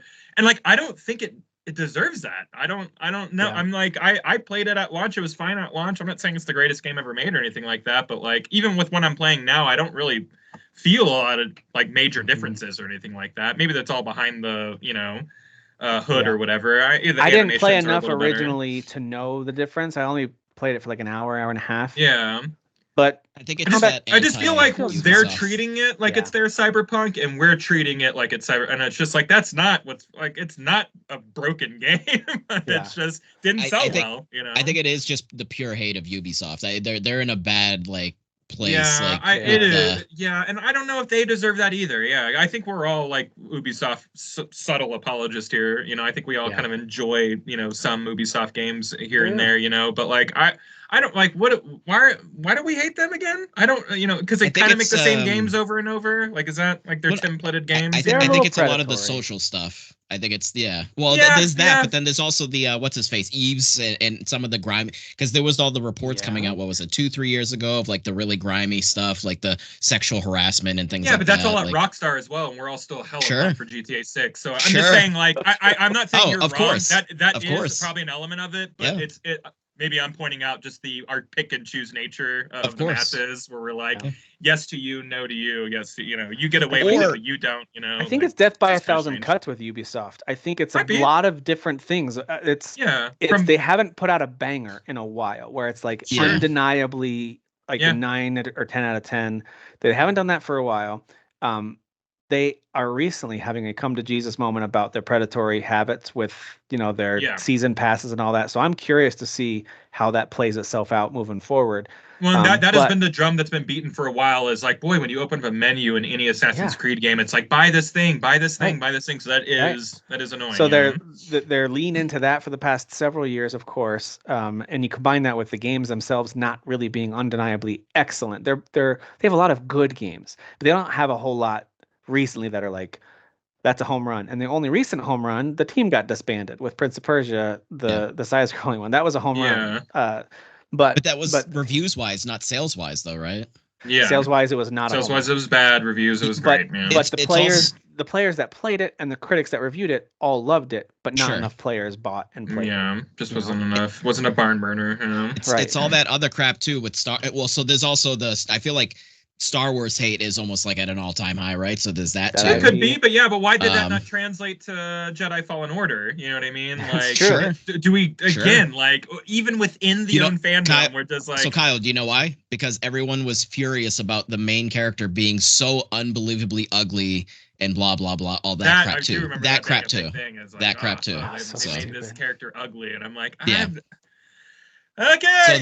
So it's like multiple things. I think it's really like this whole stack of death crap, by 1,000 cuts. Yeah, I think it is. I think it's just so many different people with so many different problems from so many different angles and so many different. I think Tim is right. I think it's just like a collection of noise. It's not one specific thing or group or problem or qualm. It's just like everyone kind of has a problem. Even us. A lot of people look at Ubisoft and think there's a nefarious undertone to some motivation they have. And let's just say what we're thinking. We hate French people. Let's just say what we're thinking. French people suck. They think there's some sort of nefarious secret purpose, whether it's to convince me of some cultural worldview I don't want to hear about, or to make more money off of me, or whatever. Like everyone, or it's like they are rife with sexual harassment in the offices there, and they won't address it. Everyone's got their view of Ubisoft that it's true. Like I would not like to be a new hire in charge of cleaning up their PR. Can you imagine the HR department over there at Ubisoft, or the PR department for that matter? Yeah, it's just like So usually the best way out of a hole like this, I would think, is a just humble, quiet approach. Don't announce your games too early. Don't talk about yourselves too much, and just put out really good content. And stop trying to make statements. And their statements are a major issue. You guys just need to guys, Cyberpunk, shut up. You know what I mean? CD Projekt Red, whenever things were bad, they got quiet. They talked. They were a little chatty for the first couple weeks, and then they were like, "This ain't working. We're gonna pull." And then you didn't hear anything from them for like 6 months, and then that like first kind of update came out where we were like, "Oh my god, okay, things are kind of cooking now." One of the worst things to do when someone says the thing you made is bad is to try to argue with them and convince them that it's actually not bad. Yeah. You're never gonna win. Let fans do that. Let me do that. Yes. I'll do that for you. Yes. I'll go, guys. It's not that bad, But when it comes from them, it does sound very sanctimonious and weird. And well, it's also always like you guys just don't get it. Corporate talk, I know the corporate talk doesn't help. Yeah, the corporate pre-program talk, So that's right. So there's a lot of things happening at Ubisoft, but I will say this, overall, the production values of Star Wars Outlaws is super impressive. Everything from the sound design to the visuals, all of it. And the way the menus work, the accessibility stuff that they have, which I did get nominated for that, which is cool. The music is great. I think the characters are all well acted while playing that game. Yeah, you know what I mean. Yeah. Like, oh, I'm just playing a B game or an A game or maybe even a double A game. It's like this is AAA. Yeah, there's some rough around the edges or whatever, but like I don't know. It just never felt like I was settling playing that game. I like it a lot. Anyway, and that's coming from someone who, when a game has a, let's say, inconsistent stealth discovery rate, you know what I mean? And this game has that. Sometimes they see you and I'm like, how do they see me? Or sometimes they don't and I'm like, how do they not see me? Sure. But so do other stealth games that I love. Dude, Assassin's Creed is filled with that. Even Hitman games, I'm like littered with. I'm like, how do they not see this bald guy walking through here? But whatever. Stealth is never actually perfect. It's never actually stealth is never perfect unless you're playing Metal Gear Solid. Then it's perfect. Period. Right. Well, of course. And I won't. And I'm not taking any rebuttals on that. So. Nope. You have no arguments for me, Kyle. Actually, let's just let that sit for a second for everyone to hear. Sit here for a second. Yeah. Metal Gear Solid is perfect with stealth. Perfect. Machines. There we go. We nailed it. All right. So as far as headlines this week, I don't think there's anything else new out this week. By the way, did I miss anything? I think that was it. I have no clue. Yeah, I think that's it. Yeah. I haven't been playing. I don't know. I'm not playing games. The game release schedule is definitely slowing down. I think the big games that are the biggest name game that's left is probably Indiana Jones. I know Marvel Rivals is meant to be like a big competitor to like Fortnite and stuff like that. So we'll see how that game ends up doing. It's supposed to be like the next big Overwatch game, right? Like it's a MOBA, right? Like it's a character shooter. Maybe more of an Overwatch. Yeah, maybe more Overwatch. But yeah, so there's some big ones still for the rest of the year, but not a ton, and it's not one of those years like Halo Infinite where it's like uncomfortable how this game is left out of Game of the Year. Like maybe Indiana Jones will end up being such a good game that we're like, whoa, this should have been Game of the Year. Hype for that? I don't like. There's like no hype for that game at all. I was actually gonna say. I was gonna ask you guys if you saw. I saw an article of like it was like a certain percentage. The pre-orders were like a certain percentage lower than like Dragon Age Veilguard because everyone was up in arms about Veilguard. It was like 80-something% or some crazy number. Like. Wow. I don't know if people are excited about it. I think people forgot I'm gonna about play it, but like even me, I'm like, yeah, I'm gonna play it. Like it's an Indiana Jones game. I should be like, oh, I'm gonna play that. Yeah. Like I'm excited for that game, but I feel like I should be more excited, and I'm not because it's machine games. We all like machine. Everybody on Earth likes machine games. Like the Wolfenstein games are amazing. There's just something, and I've read plenty of people who have had multiple hands-on time experience with it. All said it was like good, but like maybe that's what it is. No one's going, oh my god, it blew my mind when I was playing. Like there's been none of that. Everyone just kind of reporting back, yeah, it's good. Can I be honest about? Indiana Jones movies are awesome, but like I've never been like, man, I want to play an Indiana Jones video game. Like you played Tomb Raider and okay, well, Uncharted, and you do, and you have and you love those. So I don't believe you. the first, and I would argue that those are better versions of even though this game's not out yet. Again, we go back to that first person, third person like perspective argument or whatever. Right. Like. I think that game maybe should have been third person, Indiana Jones. Yeah, well, that's a problem too. Yeah, it should be third person. I think that like I don't know. They've leaned into the marketing of this like you are Indiana Jones. Like I don't want to be Indiana Jones. I just want to play Indiana Jones. Right. Like, and I don't know if I care about it being in third person or first person. Like I that's not a sell to me at all. And I like sell. Just not a sell. If anything, it's one of those things that I kind of become more skeptical about. Will I like it? Because there's not a lot of first person action adventure games like that I love. There's a lot of shooters that I love. They said there's almost no shooting in this game. Like every once in a while, you'll get a gun with like 3 bullets. Like, do I want to do first person? Like, you're like grabbing brooms and breaking brooms, which sounds cool, but it's like I agree with you. Like that is not the greatest perspective to like be doing those types of actions in, and that's coming from someone who plays Fallout and Skyrim and all these like in first person, But like I don't know, man. There's something here that's not singing. I don't know. And releasing it in December, I don't know. There's a lot of pieces that kind of make me do like yeah.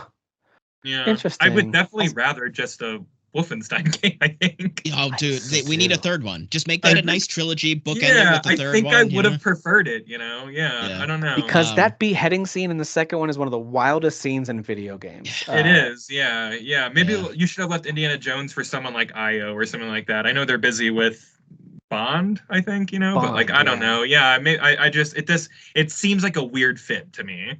Because like Indiana Jones is not going to rip someone's head out of their, you know what I mean? Like that's kind of what I want Machine Games. I want Machine Games to like stick a screwdriver in someone's eyeball or whatever, like the crazy stuff you see in that game. Like Indiana Jones is a PG franchise, like he's not going to strangle someone with his hands in first person until they die. You know what I mean? Like that's not going to happen. Yeah.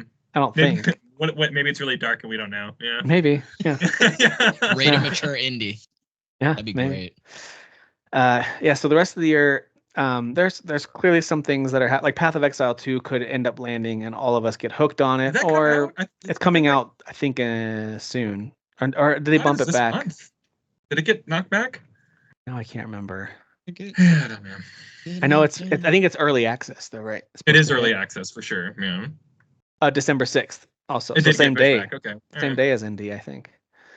So there's a few more things. Everyone loves. I mean, like people say people say that is better than like Diablo. So like this might be the thing. And it's free to play.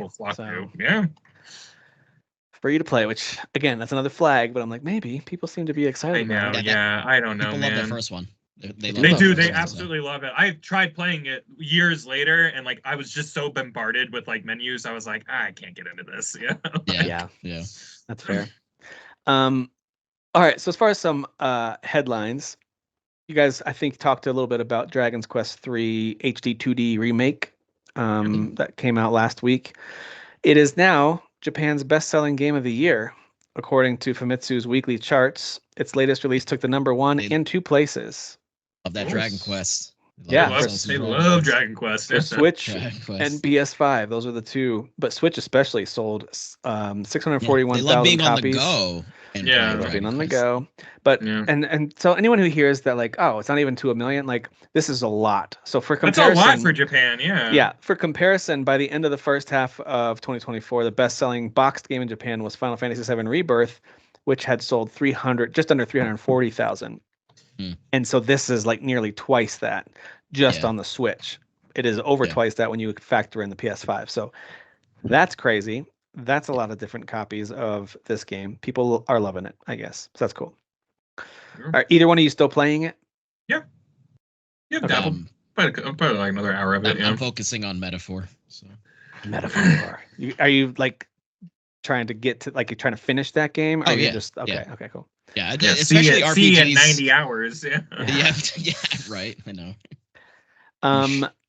So Kadokawa is the parent company of From Software, and they have confirmed that Sony has sent a letter of intent to acquire it, for all intents and purposes means Sony would own FromSoft in addition to other things that Kadokawa owns.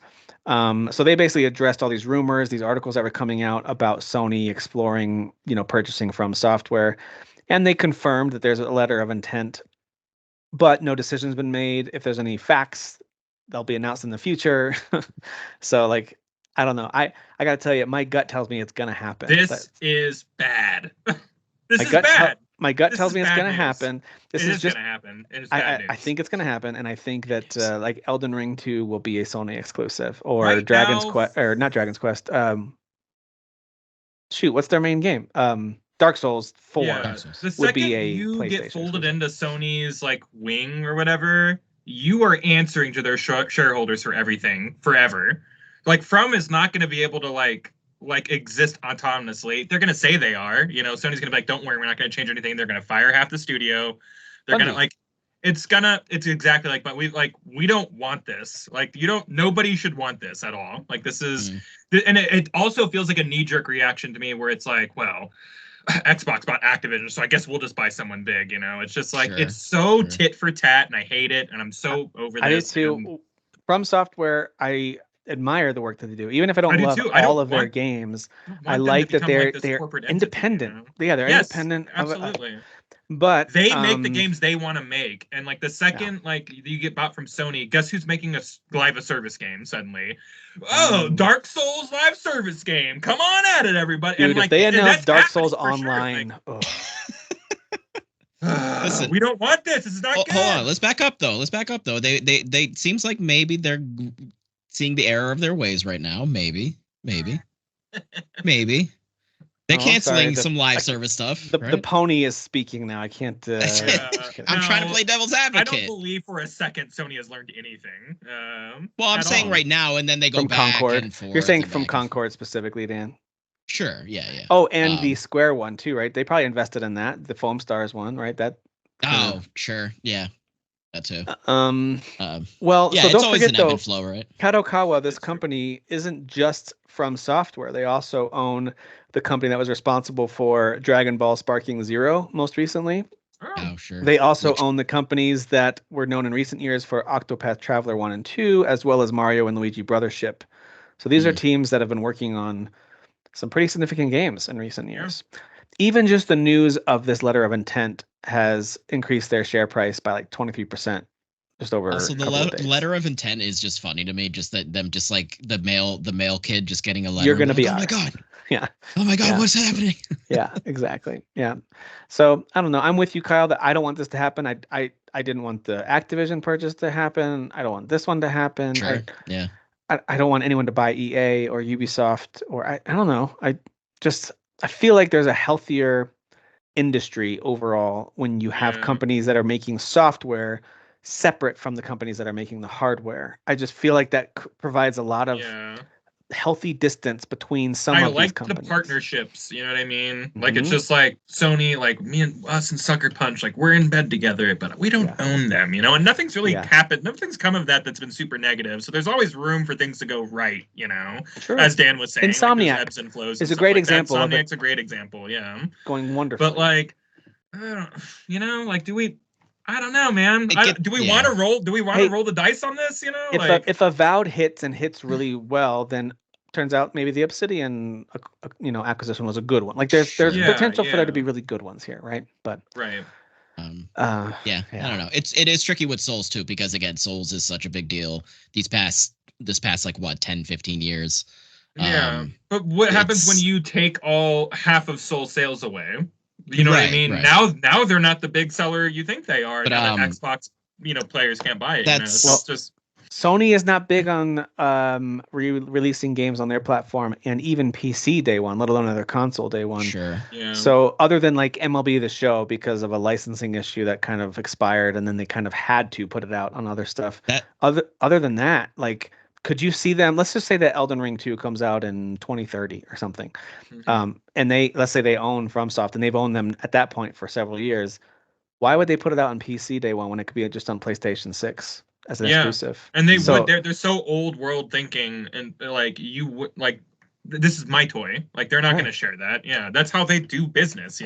Like that's their whole model. So it's tricky. Well, and like I was trying to, again, just kind of playing devil's advocate. I think these past few years have been really, or not these past few years, just this year specifically with all the layoffs and everything. Like they can't be thinking like that anymore. And look at what happened with Rebirth and like in 16, like these exclusive. These are great examples of like games that would have sold really well if they were just on everything, but like Sony is like, it's mine. And that's a third party. Like Sony doesn't own Square, but they made these are shady deals which I think are behind the healthy, scene. But but it backfired for Final Fantasy. Square. So I think Sony does kind of. I think they do need to take a page out of Xbox and be like, listen, sometimes some of this stuff's got to come out everywhere, and sometimes it's okay for just to be us. They need to like kind of be more malleable, you know what I mean? I agree. That's the problem. Like how much money do you think Microsoft has continued to make on Minecraft by keeping it super open to every platform that wants it? There was never a stop in that money. That money kept on coming in. Right. And then they made spin-offs, right? They did like Minecraft Legends and Minecraft which continued to come on everything. Yes. But like at the end of the day, that money went to Microsoft, and like that's fine. I don't care where the money goes. I just I care that like people are keeping their jobs and that we're still getting quality content. Like that's ultimately what we should all care about, And I think when you get purchased by Sony and Sony like upends your entire like corporate structure like they did for Bungie, you start sweating a little bit, like it's just we have seen them do bad before. And same with Xbox. How many developers are they up to purchase wise? How many games have they come out? So many more. Yeah. There's so many more examples of that over there for sure. Yeah. So I don't want to see. Leave these developers alone. They're making games fine. They don't need your greedy corporate money. Like Jesus Christ. Yeah. Agreed. Hey, speaking of PlayStation, guys, I might actually be convinced to get a PlayStation Portal at some point. Oh yeah, this is big news. It's getting cloud streaming. This is big news. The beta service is launching where PlayStation Plus premium members, which I am one of those, will get a chance to play a selection of 120 PS5 games, including Dave the Diver, Ghost of Tsushima, Spider-Man, and so on. And they've confirmed that features like game trials, streaming game purchases on the store, as well as party voice chat, game invites for select games, all this stuff. It's coming with full release, but it's not here yet for beta. So this PlayStation Portal, I think, has sold well. I think the response from it is very positive. People who have one really like them a lot. And hey, I will admit, I was one of the first ones to make fun of it, how stupid it is. But apparently, people love the way it looks, feels, and works. And we may be getting a PlayStation Portable, like a new. That's right. We may be getting a new because of how successful this is. So I could see this being like a thing where they're actually testing the waters with some of this. And if the cloud stuff works, now you've got my attention. Yeah. And if they were to eventually have a version that had, hey, you can throw a micro SD in there and take some games with you on the go. Like you can download games on here to play. Okay, now I'm really paying attention. But I understand that would be a different console. I get it. Like the vision for this thing was always it's being powered by the PS5 elsewhere. Which probably kept the innards cheap. Exactly. Super simple, right? But now it's also gonna be powered optionally by the cloud. So a cloud streaming service for your games too. So not just by your PS5 at home. So that's cool. I think this is a positive thing. I don't know if Dan went to go buy one real quick. I don't know where he went. Did, yeah.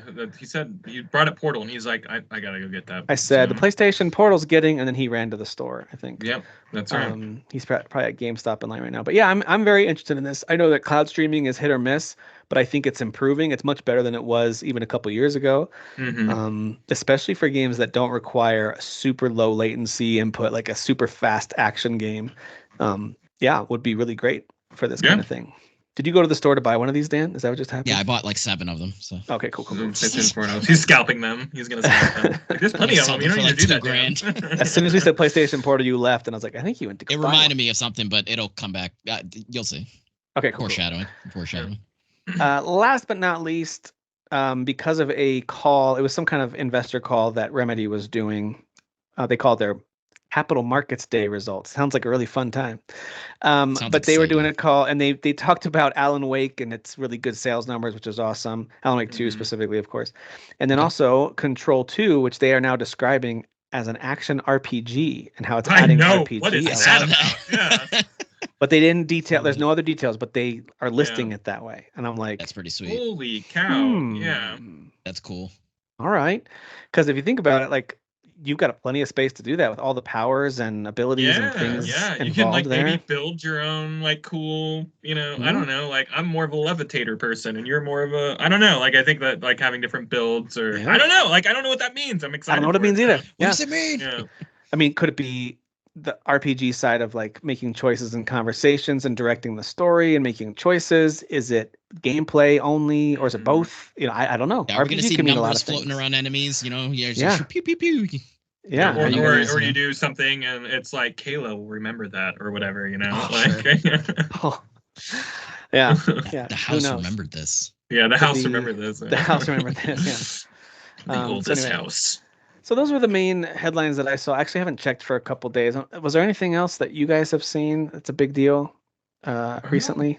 I know they confirmed Rebirth is not getting DLC, and Part 3 is underway. Which I've been calling the whole time because I remember them saying no, we're hitting the ground running after Rebirth, we're not wasting time. I think people were really thinking there was going to be some kind of Vincent story, and I was like, sure, he's in your party at the end. What would that be? Him getting to the plane? What is that DLC?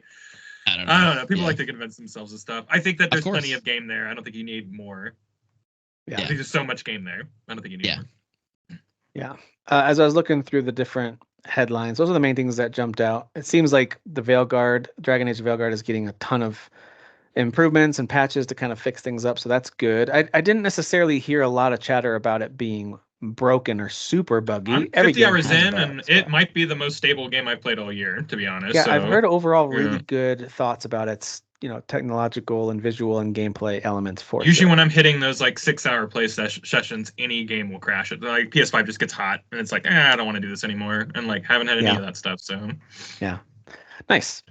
Okay, I think that's it for our headlines and such. Why don't we talk about anything else we're playing or watching to wrap things up? Kyle, I know that you've been watching some anime stuff, or did you cover that all last week? We covered a lot of it, but you did. Tim, you missed anime. It's just a faucet. I'm watching so much. I don't want to talk about much of it, man. Or maybe Kyle, we got to do part 2 of the anime segment. It'd be so much. Actually, no. Let me go first, then I can get off the call, and then you guys can do it. That's perfect. Yeah, who wants to hear this? Who wants to hear about Kyle talking about high art? God forbid, right? God forbid. Yeah, I don't know. I'm on this journey. I'm not going to go into anything specific. Maybe I'll name a couple movies, but like I'm on this journey of watching like all the greatest anime films from 1970 to now. Anything. And I went down like multiple top 100 lists from multiple different sites, from multiple different Reddit, conversations, stuff like that. I kind of compiled like the must-sees that I've never seen that are available to watch, and I am just killing that list. I'm just going through it or whatever. Tim, Kyle is becoming the anime archiver. Librarian, or what did we say last week? I don't remember. I forget. Yeah, I'm the arbiter of the anime oracle. Yeah. I mean, there's a lot of really good stuff out there. If anybody ever wants any suggestions. What were some of the biggest like gaps that you're like, dude, I can't believe I haven't watched this, and I finally got to it? Oh God. I'm talking about like the biggest like mainstream ones. Like, had you never seen? I know you have, but like Princess Mononoke or something that's like really everyone knows and you just had skipped. Yeah, that's actually a good lane to go down. I had never seen. I think we talked about this last week, Dan. But I had never seen Ghost in the Shell 2 because everyone's like, it's not very good. Right. I may have liked it more than the first movie, so shame on everybody. Was wrong. Everybody was wrong. Everyone may have been wrong about that one. This is movies specifically, Kyle, right? Not shows. Yeah, right I have been watching some shows, but mostly I'm going down movies or whatever. Okay. I think we talked about it last week too, but Perfect Blue was like it's considered one of the greatest anime of all time. I thought it was one of the best movies I'd ever seen in my entire life. It was so absolutely outstanding. But my big new thing is I found a particular creator who did a multiple movies, one called Mind Game, one called The Night is Short, Walk On Girl, and one called Inuo. And these are all from the same exact guy who made these, and he uses this really like crude drawing style, but it changes styles constantly. The only thing I could describe it as is like you're watching like acid trips in movie form, but they're like really thought-provoking and beautiful and like just cool. I mean, just cool. It's just cool animations and stuff like that. And that guy's name is Masakai Yuasa. Really bad at these names, guys.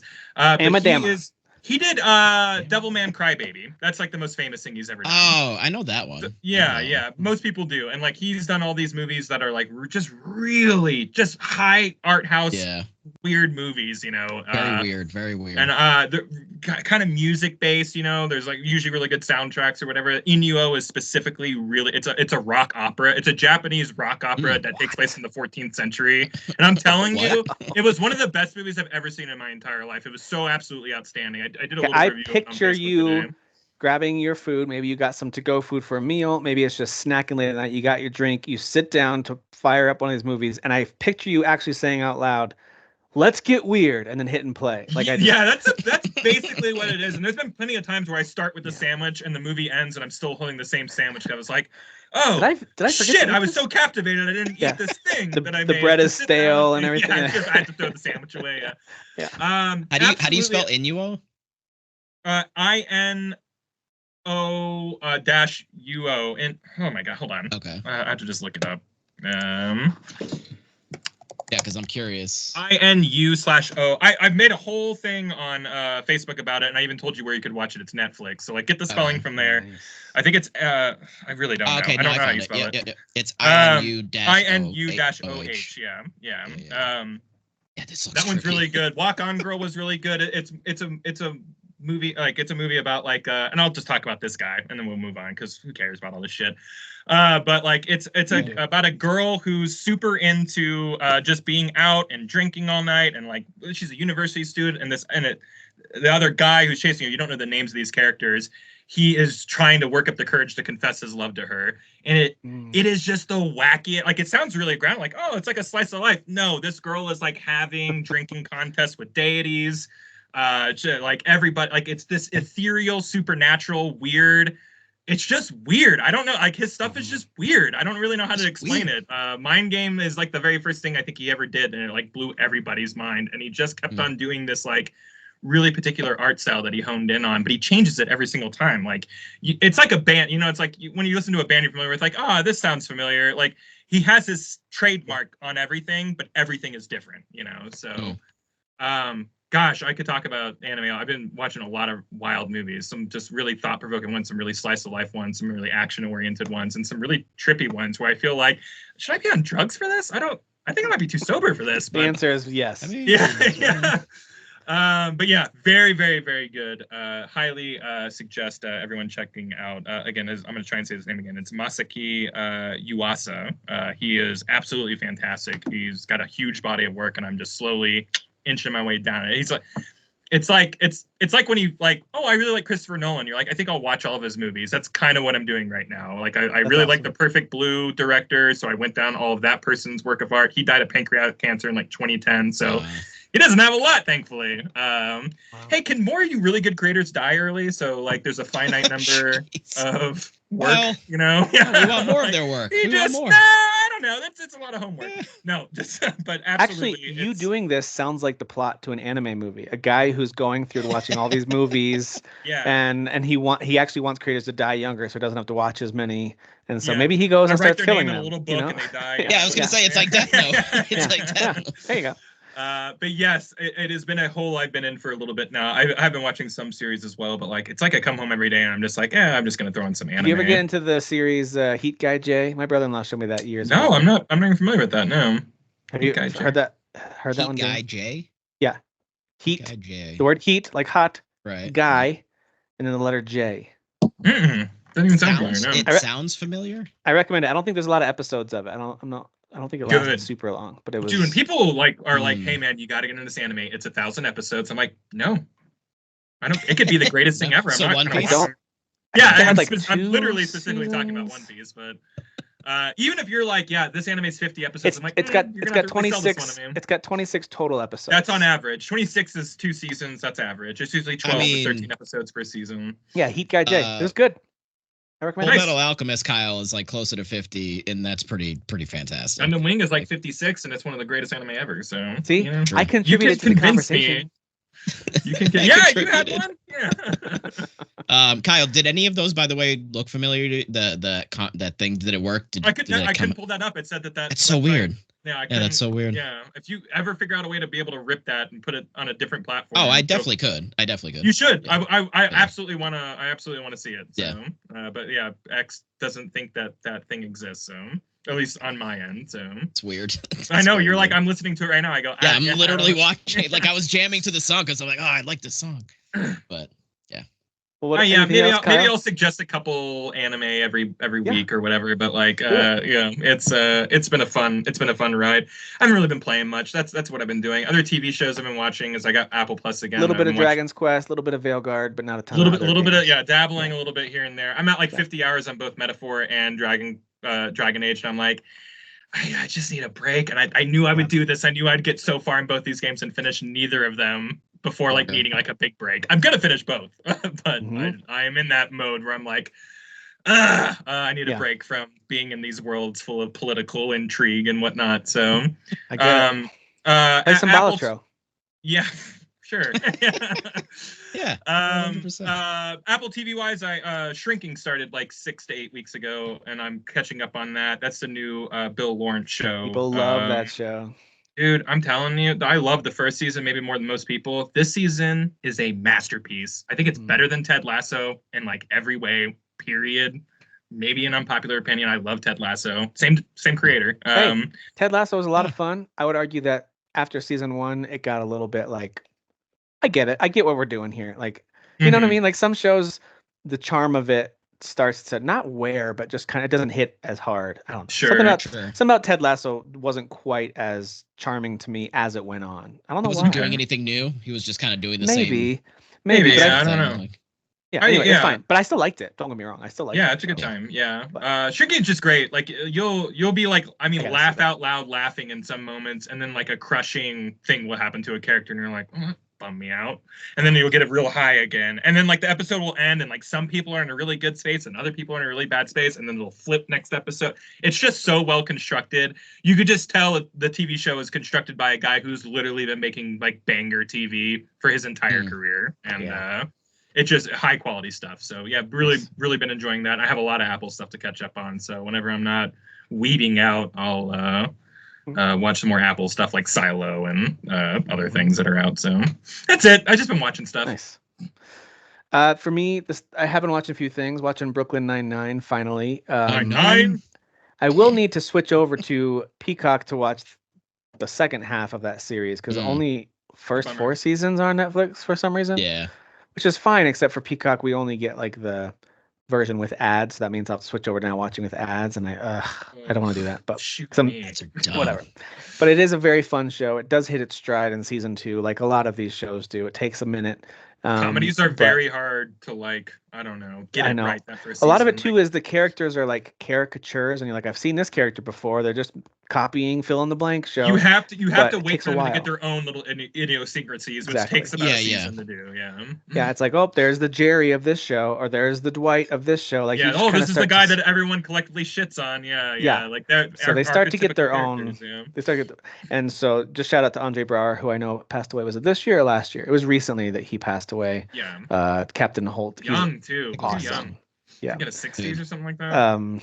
Yeah, really sad. But it's cool to be able to like see the work because I didn't see him in a ton of things. That was like the main. He's show. a dramatic actor. Like the fact that right. he like happily like did that, and so like man, he's perfect. He has some of the best laughs as that show goes on too. Yeah. Because he gets a little wackier too. He's like the Black Ron Swanson. He has those specific lines, those memorable lines. Which, by the way, Ron Swanson shows up as an ex of his, and it's hilarious. I forgot about that.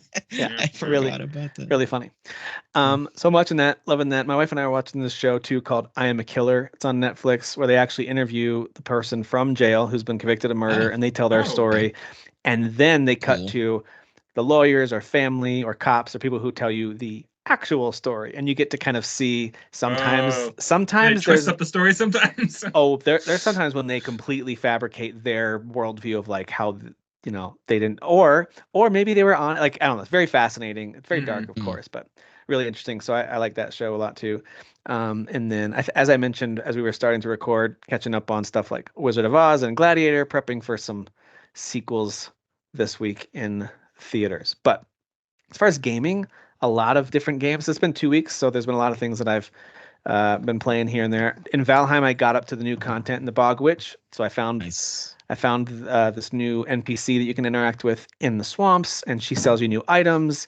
Cool. There's kind of new ways for you to utilize different ingredients. There's some mystery ingredients that I think will probably come into play when they do their final biome of the Deep North, which they're starting to tease now. That's going to be their final biome before it goes to 1.0.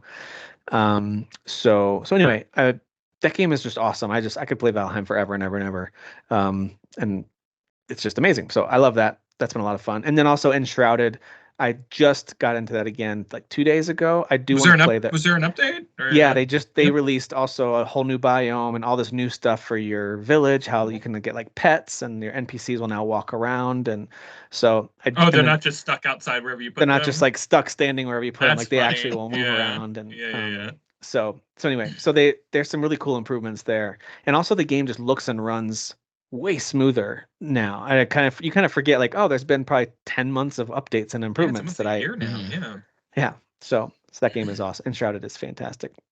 And I did finish a few games that I was going to mention last week. I'll just highlight them real quick. I think I mentioned that I finished the campaign for Black Ops 6. Loved it. A lot of fun. Had a lot of fun with Call of Duty this year. Finished Contraband Police. There actually is a little storyline. So I did finish that. I like that little AA sim game. It's very silly, but it's fun. Plucky Squire, I finished that. I wanted to see that one through, so I enjoyed that one a lot. There are certainly elements of it that are like, well, I don't love that part of it, but man, most of the mini games and the visuals, and it's so good. And the writing is pretty clever and funny. It reminds me of like Mario and Luigi style like humor. It's very funny. And then the Cub. I played that through start to finish in one sitting. It's only like a 2-hour game or something. Like it's not super long, but it's really interesting and the visuals are cool. So I put it in the same sphere as like Planet of Lana, where you're not going to do combat. You're just kind of running and getting through environments, and then don't get spotted. And think Limbo, think Planet of Lana, that kind of a game. So it's in that same realm. And as far as stuff playing now, I already mentioned Star Wars Outlaws, Towers of Aghasba. I think that's pretty much everything. What's been cool though is my son's getting into Unicorn Overlord, and he's now past where I am, and new appreciation for the depth and just high quality and polish of that game. It's so good. Delaware doesn't miss. Yeah, really good. But Dan, what about you?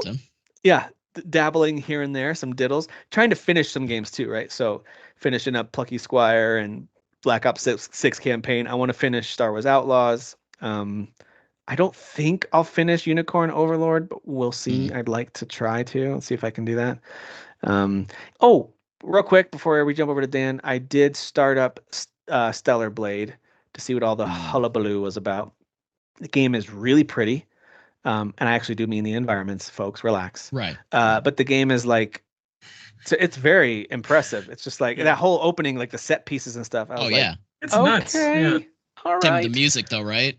The music was. I immediately thought of Nier Automata. I was like, I see what's happening. They're not shying away from that at all. I see why they're doing the crossover here in the next whatever it is. Has it already happened, or I think it's out? Yeah, I think it's out. Yeah. That being said, as you guys know, character action games aren't usually Tim's favorite jams. Like I like them, but if I hit a wall, I'm more likely to drop off games like that. Black Myth Wukong or Stellar Blade. So I'm not saying I hit a wall in this game or anything. I didn't get that far into it, but it's still up in the air whether or not I'll keep going back to it a ton. But I do want to experience more of it and see what everyone's talking about. It is really cool though. It's a very cool, very flashy, stylish game with some very interesting characters already. I see why this game got a lot of love. I think it should have gotten Game of the Year nod. Like I'm like, this game is unique. Yeah. It should have gotten it. But if Wukong got it, I think Celebration should have got it. Because to me, just outsider looking in, I played a little bit of Stellar Blade, didn't play Wukong. It seemed like they were both as loved by their fan. You know what I mean? I think so too. One didn't outshine the other in any sort of big way. From my perspective, maybe I could be completely wrong on that, but no, I agree. It was strange that one got like the nod and the other didn't. You know, I agree with you. Yeah. So anyway, very very cool experience so far. That's what we're saying. I'm sorry, everybody. I'm sorry. Mesmer apologizes. Does he though? Does he? He does not. That's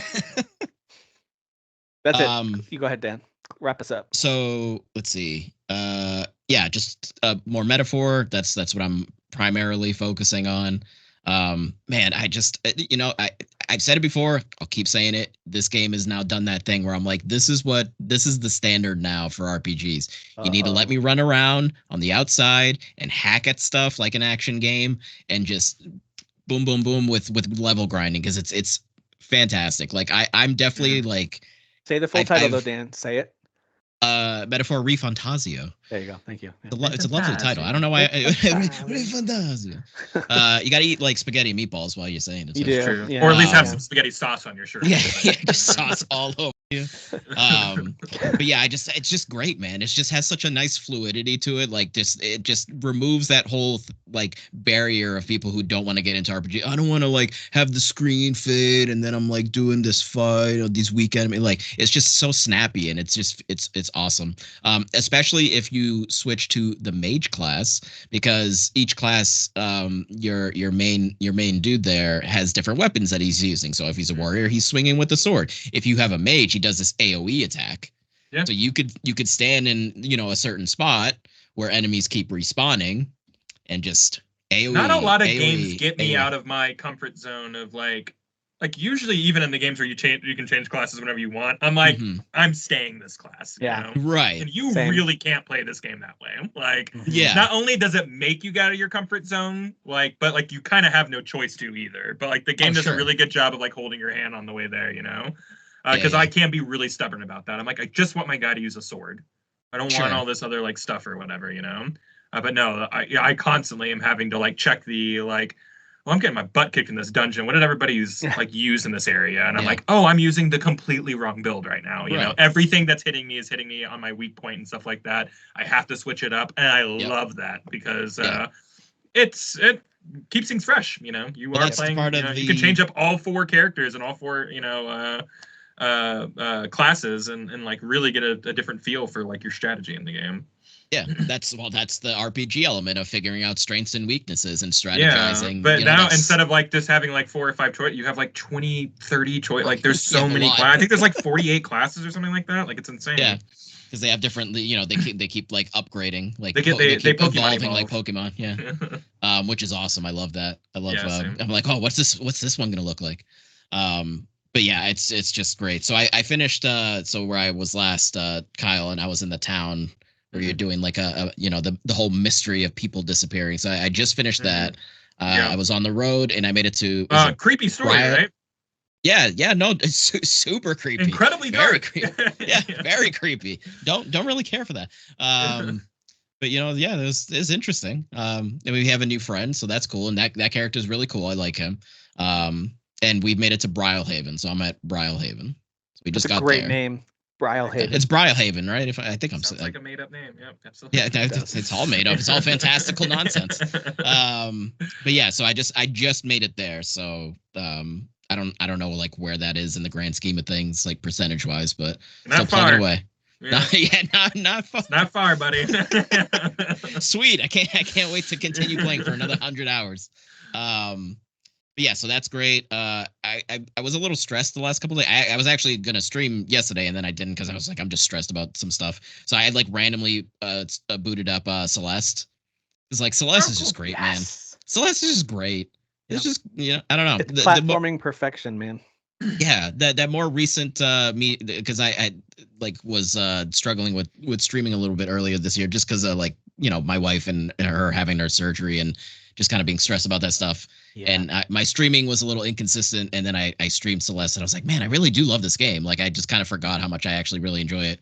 So right now I'm actually gonna keep popping back into it and getting I want to get all the strawberries. I want to get all of like the stuff because there's like a bonus area that I've never accessed. So you finish all the B-sides and everything like the. No, I never did that. So I want to. It's hard, dude. Yeah, I didn't finish all of it either. Yeah, it's like I can't do it. Some of these strawberries have been really, really tough to get. Really tough to get. But the game is like just really nice and lets you go into like certain chunks of areas. Like you don't have to like go through the whole thing. You can be like, oh, I made it to this point, like this checkpoint, so you can jump to that checkpoint. So it's really it's really precise. Nice like that. It's one of those games that's just kind of like. It knows the gameplay that it wants to go for, and it does that really well. That's all it's trying to do. It does. Yeah. And the music is just so good. The music's so good. But now my anime corner, which is much smaller than Kyle's. So My Hero Academia, I'm catching up on My Hero Academia. And you've been watching that show for 15 years. Like, what's happening? I mean, that would be like Welcome One Piece. Actually, One Piece would be much longer than that. Well, it's season 7, so I mean, how long? When did I don't know when My Hero started. It started like 10 years ago. Maybe? I think with the Foo Fighters song with "There Goes My Hero." I think that's where. There goes my hero. Yeah, no, My Hero Academia is actually great, and I'm pretty sure we're concluding with the next season. Yeah, I think so. But right where I'm at right now, I know something's about to happen, and I'm really pissed that I know because the internet can't keep their fucking mouth shut. And something got spoiled. Yeah, something is bad is going to happen, and I know it's going to happen. Finish Attack on Titan before that gets spoiled for you. I know, right? Like you're really setting yourself up for failure, dude. I'm surprised that like whatever happened at the end of that, like I didn't. Well, what happens is that at the end, never mind. Everyone is dead. Everyone turns into giant naked monsters and they run around.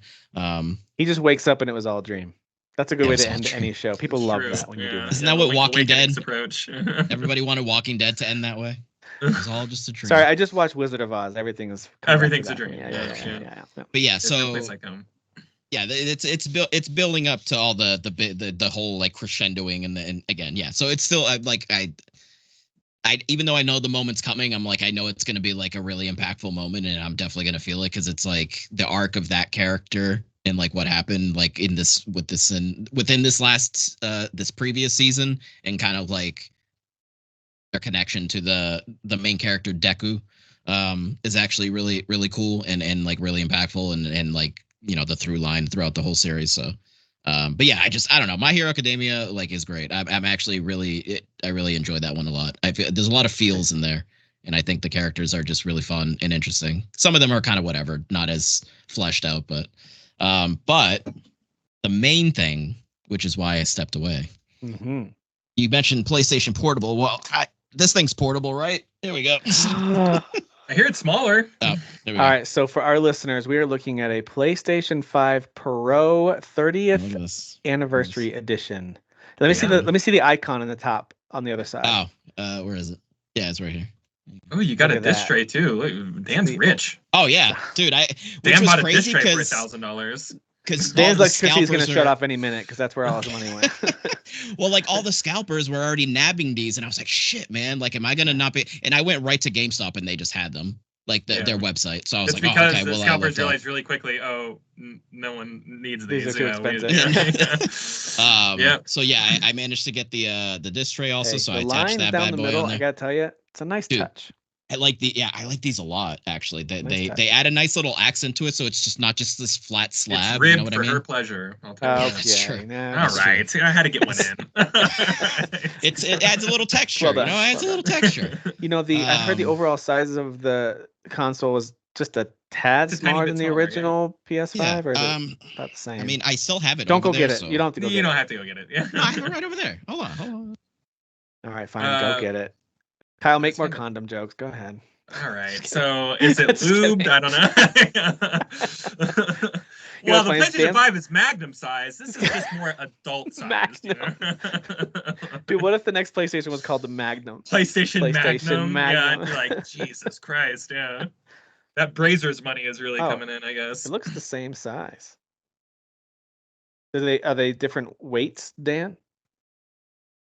Like, is one heavier? Obviously not like I'm not really getting it because it's like the camera is a little. Is it a little bit bigger though? It is a different size. It's just not like super crazy. It's not like a slim downgrade. Okay. Right. But yeah. What is the first game you played on it? What is the first thing you tested on it? Oh, I just continued Metaphor. I didn't. Yeah, was it Crash Bandicoot? Well, there's no settings. There's no set. Yeah, I should have done. Yeah, because I heard a lot of the patches are not good. Like they were crashing the games, and so it's like I heard a lot of, which is the shittiest thing in the entire world to buy a $700 console and then load up. I forget what games were crashing. You'll have to excuse me. I think when it may have been Dragon Age, but like the PlayStation 5 Pro patch killed the game, which I think a lot of these have been fixed. Silent Hill was another one. I think it was completely broken, but they fixed it. They did a quick fix on it. Yeah. Yeah. I think it's a good investment towards next year, especially. So like the patches for existing games, that's cool. But like when you get into the new the Ghost of Yotei game. I think Ghost, Death Stranding, right? And GTA whenever 6. Spider-Man 3 comes out, like when the Wolverine game comes out. I think these games will be needing the extra power that these things can put off. So I'm gonna obviously hop back into Rebirth at some point, and I know Rebirth has that patch, so I'll be doing that. But yeah, I mean, again, for the thing for me was like the reason why I was like, oh, all right, well then I'm actually gonna try. One was my wife was just like, well, you love video games and just go for it. I was like, all right, well, I mean, if I'm like, don't break or bend my arm or whatever the saying is. But twist. Also it being 30, twist my arm. Thank you. Yes. Yeah. It being 30, the 30th, the nice gray color. It looks so nice. It's not coming through us here as much because I have all the lights and everything. But yeah, that classic gray. I have an extra terabyte now, so I have 4 terabytes altogether as opposed to 3 before. If anyone doesn't have a PS5, it's actually a good investment just to get the Pro. If you're going to download more than 2 or 3 big games, you might as well. Because you got all the extra storage space. Yeah. To me, that all of a sudden becomes a pretty good investment if you don't already have one. Yeah. And if you do have one, it still makes sense if you're a collector, or if you're going to upgrade and you get a good price for your old one, or you wanted a second one anyway. This might actually be a better shot like that. Oh yeah, that looks nice. Turn it a little bit so I can see the front. Yeah. This looks thinner, like in the front. Yeah, it's a little thinner. I like it. What else? Oh, the process of transferring everything was actually pretty straightforward. I thought that the additional SSD was going to have to format when I moved that over. It should have just popped right in, right? It didn't. Yeah, I popped it in, and it's the same frame, like it's firmware or whatever. Yeah, so. Oh, yeah. Well, I know with hard drives, I think if you move a hard drive, it wants to. But hard drives are different than SSDs, so. Yeah. So wait, you have an external one, and you just kind of moved it to this new thing. And no, additional. It's inside. It's internal, but the ones that you pop in, like you have to like pop off the thing, and like there's an extra slot for another hard drive. Yeah. So how much storage space do you have now total? I got 4 now. I got 4 altogether. Dang. Yeah, so I can put like two Call of Duty games in there. Yeah. That's awesome, man. 2 Call of Duty games. Or one Call of Duty and one Stalker 2. Yeah. Or one, but yeah, I mean, listen, I know people are like, oh my God, that's so much money, like for what? And it's like, listen, I mean, some games are going to get beefed up and some won't, and that's okay. I mean, I think also because I got 2 controllers because when they first announced it, I thought it was just going to be one extra controller, and it's actually you get the Edge controller as well, which is like. What, 150, 160 by itself? Nice one. Okay. Yeah. Wow. So I got that too. So yeah, I mean, I don't know. I think the altogether price wise, it actually wasn't. Hey, when you break it down, this is our hobby, and if we invest money into it, the only thing that I would say, if someone says, "I can't believe you spent that much on it," like, or that's a lot of money, man. Just be like, yeah. I mean, it's not chump change. Yeah, it's not. Right. Sure is. It's the same thing with like getting an upgraded computer that I bought this year. Yeah, it's just a lot of money. Like, yeah, dude, I got like the 10th degree every time. I was just like, dude, I got this TV, and they're like, how much was it? I was like, well, it's this much. Like, why would you spend that much money on a TV? I'm like, because I'm always looking at it. Yeah, right. Like, yes, it's a lot of money, but it is. I spend 90% of my life staring at this window. That's right. The window better be clean, but it looks good. Right. It's your way of showing a commitment to your hobby, just like the episode of Brooklyn Nine-Nine I watched when he didn't want to buy a mattress, but he eventually did to show that he's committed. Yeah. It's the same exact thing. Yeah. It's the same. I learned a lot from that show. Yeah. But Dan, I wanted to ask you because you did stream last week and I missed it, but you're going into the Final Fantasy VI world, which is one of my favorite games of all time. It's in my top 5 still. I love that game. Yeah. And I know there's no way you played it enough to get past where you've gotten before. But what's your experience so far with it? Yeah, I mean, so when I originally played it, the last time I played it was like over 20 years ago. Same with Final Fantasy V. It was back in the day when I had my PC and I was dabbling with emulators and ROMs and all that. So how about the music in 6 though, huh? I mean, come on. Yeah, it's good. Hey, great Chocobo theme, techno Chocobo. Great Chocobo theme, and Terra's theme is one of my favorites of any Final Fantasy game. Is it March of the Lions? Is that one of the? Is that? There might be a March of the Lions one. I don't remember. Or is that 5? I don't remember. March of the Lions is a good thing. March of the Lions is not ringing a bell, but I mean, it's just. Well, maybe if you played Theatrhythm, you would remember it. Okay. Sure. If you played maybe if they made the mechanics better, give me a stylus. All right, just give me a stylus. No, so I mean, early on, like your party splits up, which is interesting, which they hadn't done in 1 through 5. So that's a bit of a curveball there. I kind of forgot that War of the Lions was Final Fantasy Tactics. I'm sorry. Oh, okay. Well, War of the Lions, right? Yeah. Which is the PSP version. If you knew, which I know because I'm a Final Fantasy fan. So. Are you? Keep going. I don't know. You just said Theatrhythm sucks, and that game got like 9s and 10s from Listen, hold on. I didn't say it sucks, all right? I just want a stylus. Just give me a stylus. No, but 6 is cool. Dude, the backgrounds are beautiful. Like like the ghost forest going to the train. Like the forest is really haunting. The phantom train. Or the phantom forest, and going to the phantom train. So you've made some pretty good progress on that game because that's not like right at the beginning. Like that's a good way. Yeah, I think it's like 2-3 hours in. Yeah. So but yeah, and then there's like you get to a waterfall and then you like jump down it. That waterfall, like the way the camera kind of pans up and you're seeing off in the distance, you're like, oh, the pixel art's just really good. It's like really amazing. Which I mean, also, what's his one of the directors or whatever was saying like, yeah, like Final Fantasy VI HD 2D, like that's a no brainer. Yeah, we gotta make that happen. You could make the argument that at least at the time that was the pinnacle of Square's pixel art games, because then after that they went to 7, right? That's when they moved into that was the final version of that. Yeah. Mm-hmm. But yeah, aesthetically it's and 1 through 5 is very fantasy. It's very medieval fantasy. But as you get to 4 and then 5 as well, they started like adding in more like future-y type stuff, technology. So technology and things of that nature. And then you get to 6 and it's like predominantly that. So it's like and you get to 13 and it's literally just a cyberpunk game. It's just, and you're like, wait, where is all the fantasy stuff? Actually, no, it's not so much cyberpunk, it's more steampunk. It's got some steampunk. That might be steampunk. Steampunk 6. So and that's what like drives me crazy about, again, some people complaining about like certain Final Fantasies, this, that, and the other. It's like, dude, they've been doing like bouncing all over the place, different theming of worlds and styles and etc. for so long. Like, how do you guys not realize this? But yeah, it's such a cool shift going from. And that's why I've been really enjoying playing these in order as well, watching like the evolution. Oh yeah, I bet that's cool. Of like the visuals, even the way that the music gets better, like especially that jump from Nintendo to Super Nintendo, and you have what was considered at the time one of the greatest sound chips ever created, right, in the Super Nintendo, like, and the musical jump was just outstanding. And if you played Theatrhythm a little bit, you'd really be able to hear the differences between. I mean, Uematsu, keep leaning into it. Uematsu is like that dude's a genius, man. Like, because even though like what you're saying is valid, it still was bleeps and bloops. Like, that's really all it was at the end of the day. Like, but the complexity of it. Yeah, it was like they were like MIDI files. Or have you ever watched those things where like musicians or composers will listen to old MIDI video game soundtracks and they listen to the layers of it? They're like, how the heck did they like?